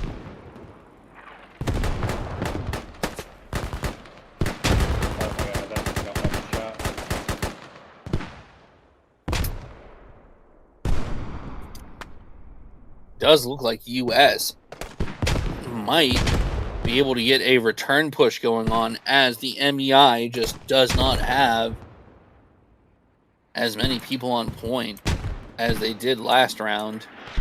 I am interested to see how this plays out.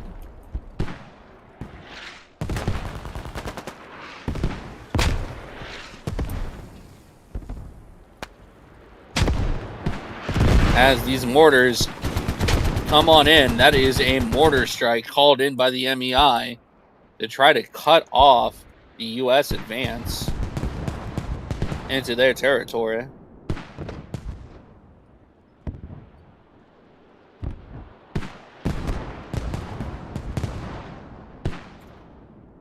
MEI taking advantage. I don't think that the MEI last round used an artillery strike.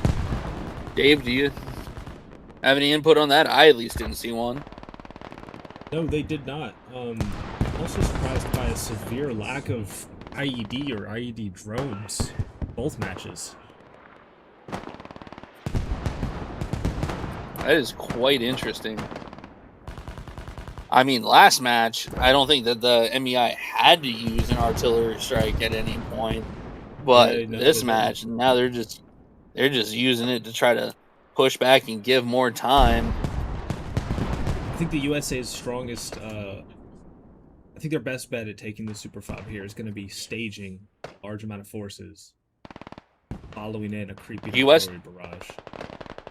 Yeah, because the U.S. last match didn't use an creeping artillery barrage either, from what I remember. They did, and now at the end, they didn't have the bodies to push in after it, though. I don't know if you saw that, but they landed artillery directly on that U.S. HAB right there. I do not know how it did not destroy the HAB, the Logi truck, or, well, the radio is pretty well protected, but that was an interesting mortar shot I just saw right there. If the U.S. is able to stage up and get that artillery strike in, though, it looks like the MEI is launching a counteroffensive against the attack, pushing in from the south, using their positioning to one-up the enemy. It does look like, I just see right now, Slate is on the U.S. back radio over here.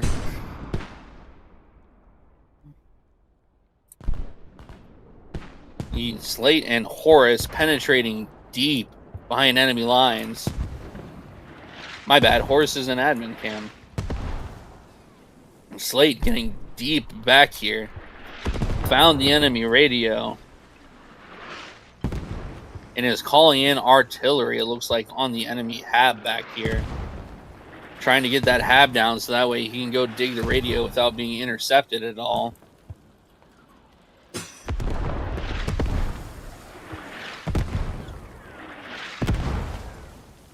Slate's going to run into here and hopefully find this radio and be able to take it down to stifle some more of the American attack here. I'm going to get in here with Slate.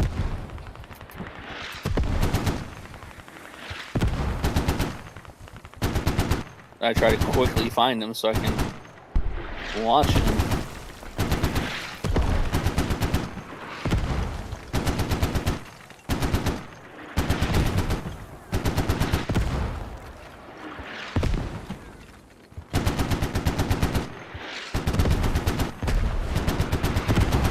Slate just completely by himself out here as they are just mortaring this back half.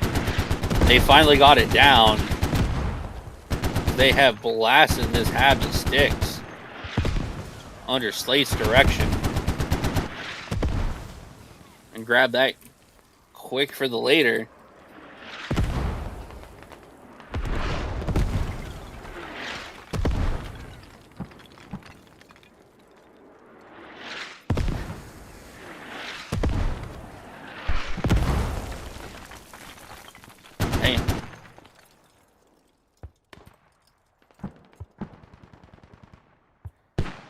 The U.S. though have been getting almost at just right up to that outside road on the east side of the SuperFOB. For the most part, with only 2 exceptions, they have not been able to push in deep at all. And now with Slate on their back HAB and the MEI having a HAB up forward now. So, do my eyes deceive me? They might so. Let me fly over and take a quick look. Yes, so I'm not deceived. The U.S. have set up a HAB. No, sorry, that's MEI. MEI have on the far back is still doing well, while the two US habs, the back one is not gone well. Slate with an unassigned kit has just been able to hold off everyone here on this far back hab and is just camping it out. After blowing it down to sticks, he's watching this RWS, waiting for them to try to bring in people to try to recover this back hab. It looks like they're more busy trying to dig up this repo station. Wrecker and Tex not even knowing that they're being watched from afar.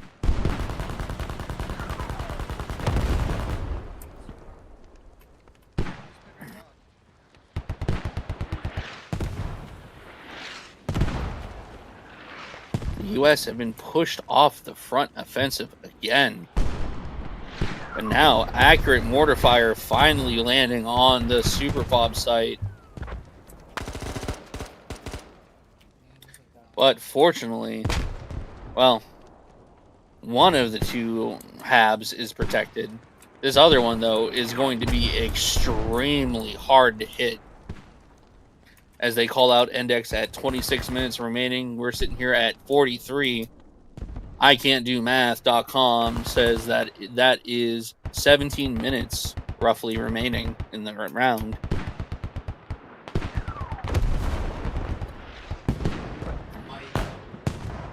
As it might turn out to be, the US gets stiffed both rounds on this SuperFOB.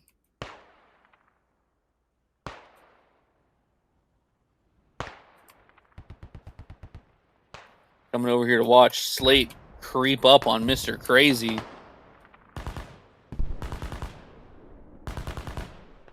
Slate icing him miles behind the front line.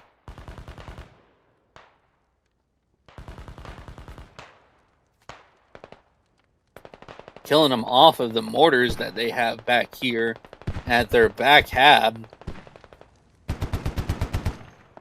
And laying down in the grass. Gonna have to add a nickname onto Slate here called Slate the Python, as he's just waiting for the U.S. military to step near him on this back hab. As now they have that back hab destroyed, and now they are sending in artillery to try to kill people off of that radio.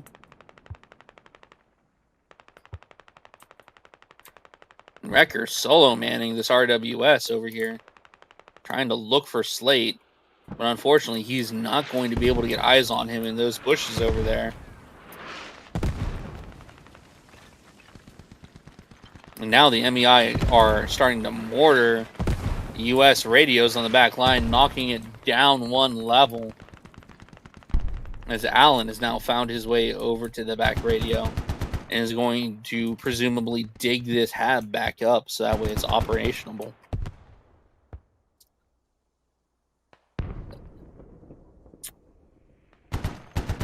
As little does the U.S. know about the snake in their backline grass. As even the MEI on the western front here, between their SuperFOB and the forward enemy radio, has started to push the U.S. back up against their forward radio, as they know that their back radio cannot be spawned on quite yet.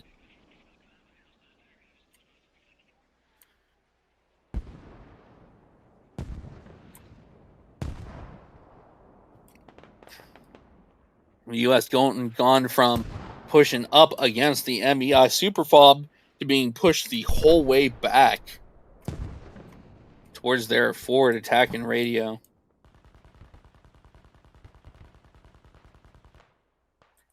As Slate is back to crouching in the bushes, waiting for anyone to come to try to find him where he was laying. And doing this all with an unarmed kit, might I add.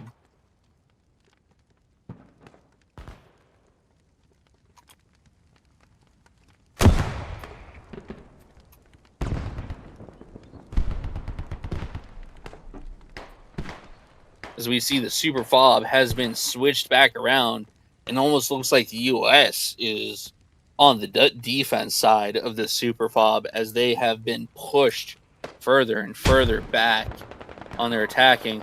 And now I can see that there is an artillery strike coming in on the MEI SuperFOB. Fortunately, though, their radio placement has it covered, I believe. But will the defenses that surround that radio be covered? I am not quite sure. And it really does depend on where these rounds land.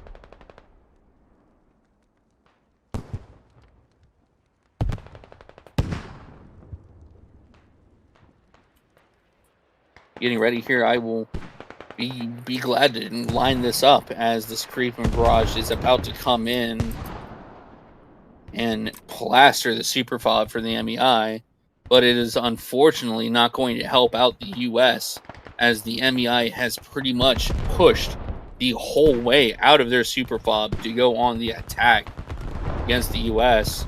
Here comes the creeping barrage in. Moist getting 1 kill against Mars. JC the Lime deciding to drive his vehicle out of there. Moist getting another kill with Broccoli. As here it is. The US deciding to use their creeping barrage instead of saving it. In reality, only one out of the 2 habs is even possibly going to get destroyed by this, while the other hab is safe and sound within buildings.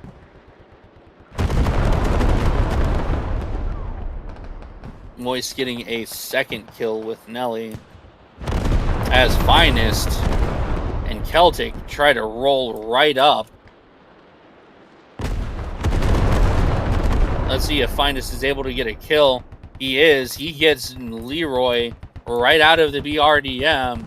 And Finest is going to kill JC the Lime out of the BRDM as a small contingent force pushes in deep on this northern side. But is it going to be enough with everyone spawning back on the hab at the SuperFOB? That might have been able to give US some breathing room, but still, with 3 people holding the outside of the US attack hab, is it going to be enough? As the US back hab just got cleared off of its last camper in the back, as strikers killed Mr. Crazy off of the mortar.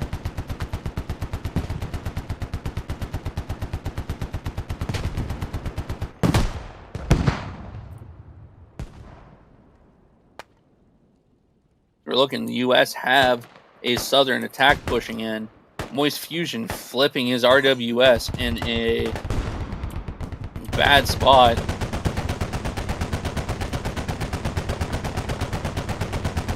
And as Void in the Tech Humvee is starting to fire back against the people pushing on this southeastern side.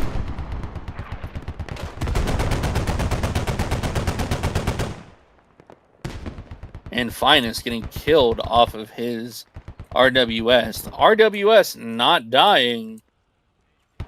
Oh, Finest living, getting Monkey back as people attempt to kill his RWS. Monkey getting killed again by Carryout.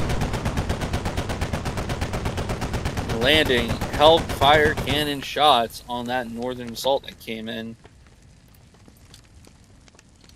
The quick northern push they pushed in seems to have been floundering. BB and Leroy going out against Finest. Leroy finding Finest in a bush. Finest killing Leroy, and BB not seeing Finest, running right past him. I'm gonna die here, monkey! Finest running past BB and winning the knife fight.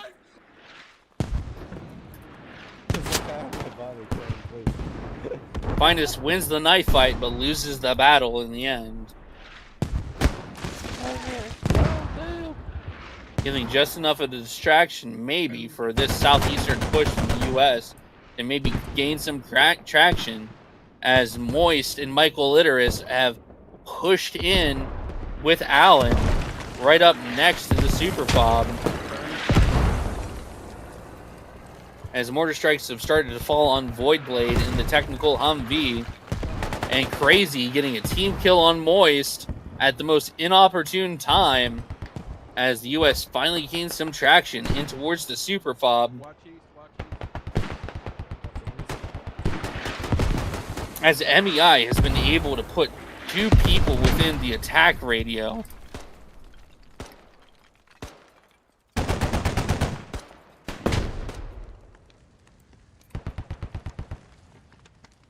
As the MEI have found the radio that the U.S. is attacking from, with Absolute Death just hiding out within the compound with a squad-size element right up behind him. This is dead on the other side of the wall. MEI, though, has been able to get their footing back within the SuperFOB, and the U.S. only has a small contingent pushed up into the enemy SuperFOB, with Moist and Mike being the only ones on point. Moist getting pushed and killed. Same with Mike. And there goes all of the forward operatives for the U.S. side.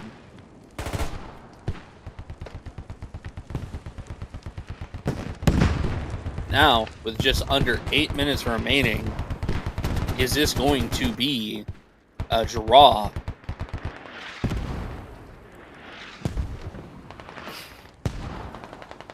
It is hard to see how the U.S., especially after using their 1 artillery strike, is going to recover from this. What do you think there, Dave?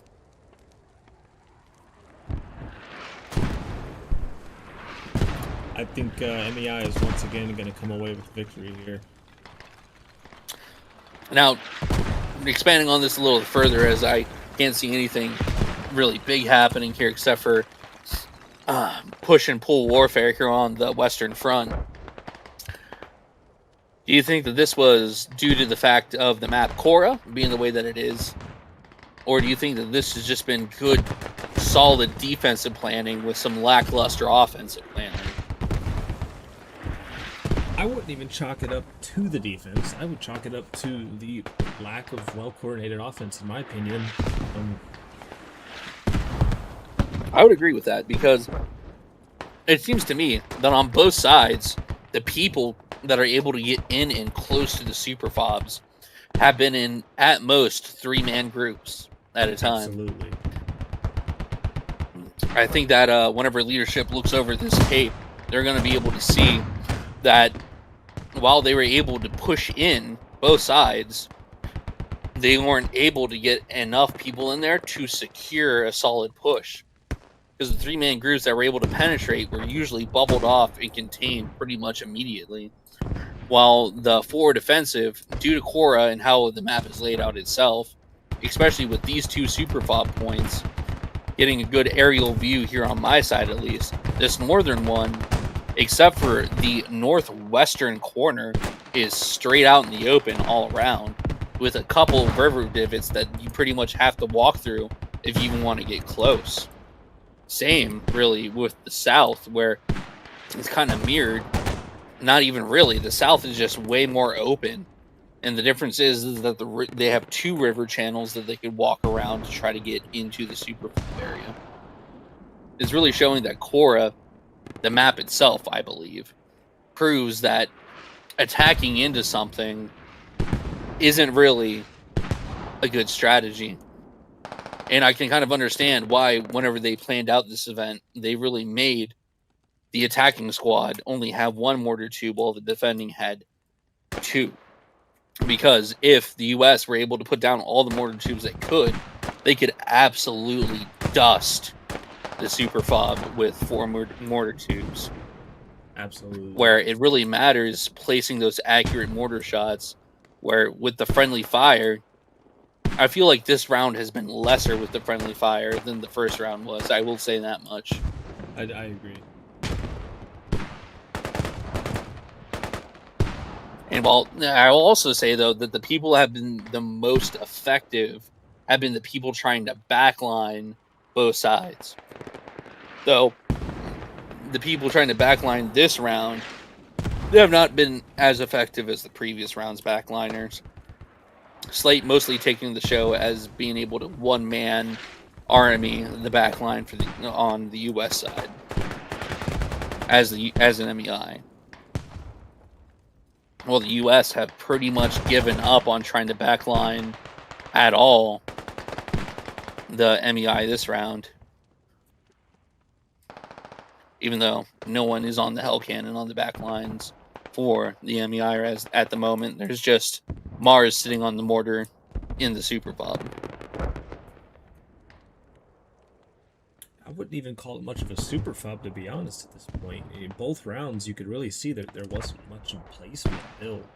The majority of it's just been the squads work the field. I agree in one aspect, but I think that the other aspect is the way that MEI as a faction works. Well, I can sit here and zoom in. There's a lot of buildings here on this SuperFOB that have those little shitty orange barrel clusters on them. And I think that the actual army factions have better materials and buildables to make a SuperFOB.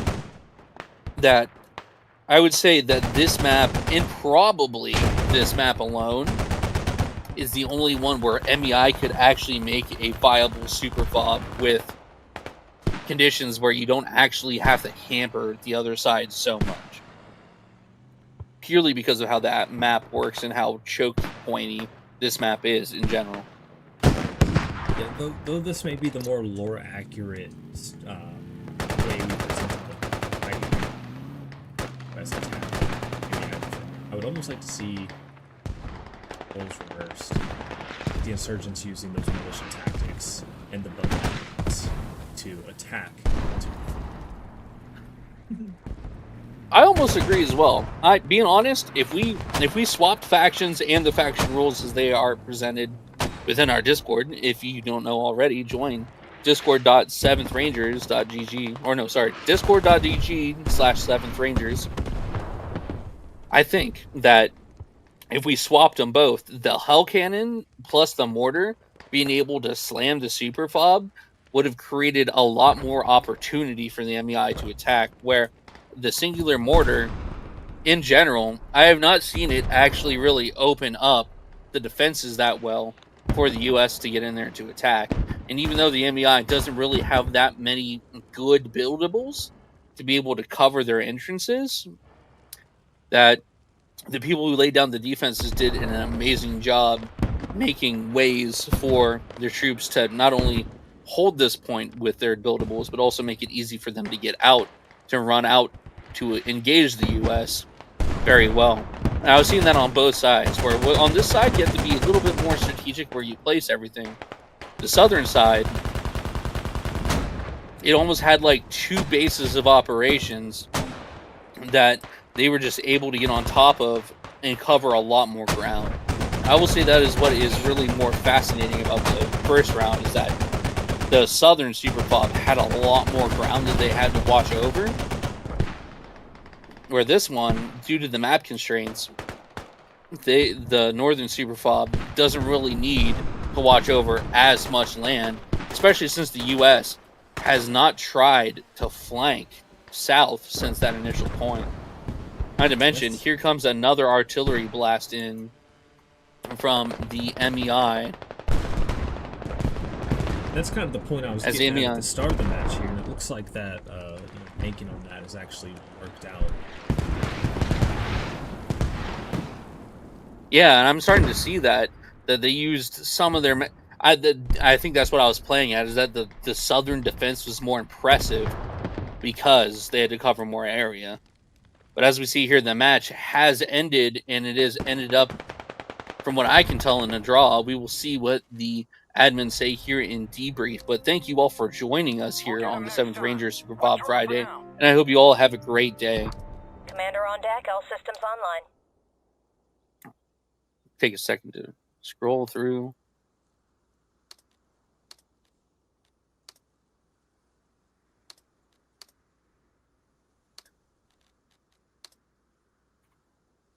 You know, I think strikers just did correction. JC the Lime, look at that. Well, 40. He had 40 knocks there before he left the squad there, just holding down the entire northeastern side with a single BRDM on that.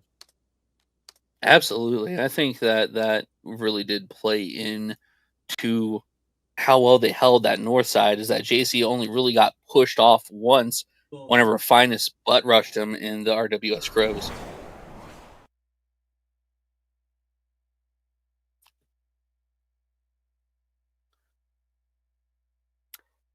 And I am really interested to see how this ends up. If you want to keep it going, I will go up to see who won real quick. Absolutely. If they decide.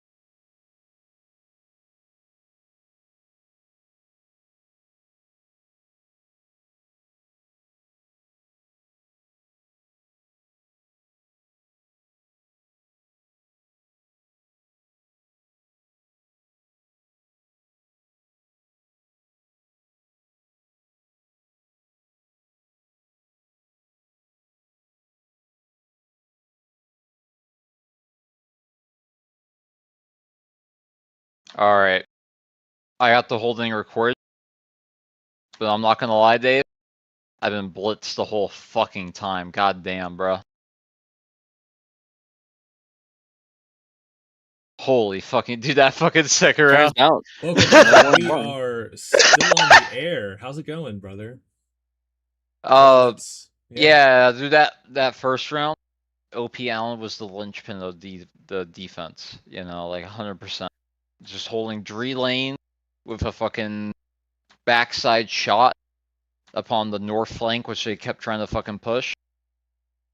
That's why we fucking held it. It was all OP Allen, fucking Fort Allen out there. Got the whole thing fucking recorded. Yeah, I mean, being honest, I'd say go ahead and take a look at the old stream here, as we can see that no one won. They decided at the end it was a draw completely. But at the end of the day, if you all are still watching, thank you for watching. Always come over to discord.gg/7th Rangers. Check out our Discord, join. We do help new players learn how to play squad. And if you are a seasoned veteran, I'm sure that we have a trick or two up our sleeves that you do not know how to do. But anyways, thank you guys. And thank you, Dave, for helping me broadcast this all out to everybody. Absolutely, and we just want to extend once again a special thanks and welcome to our GOL members. Absolutely. Thank you guys at GOL for showing up. If any other squad communities want to show up for Friday events or want to participate, always look out for our community outreach people. I'm sure people in your leadership knew who they are, knew how to talk to them. So we'd love to do more events with other squad communities, especially these fun SuperFOB Fridays where we get in there and we just have massive battles like this.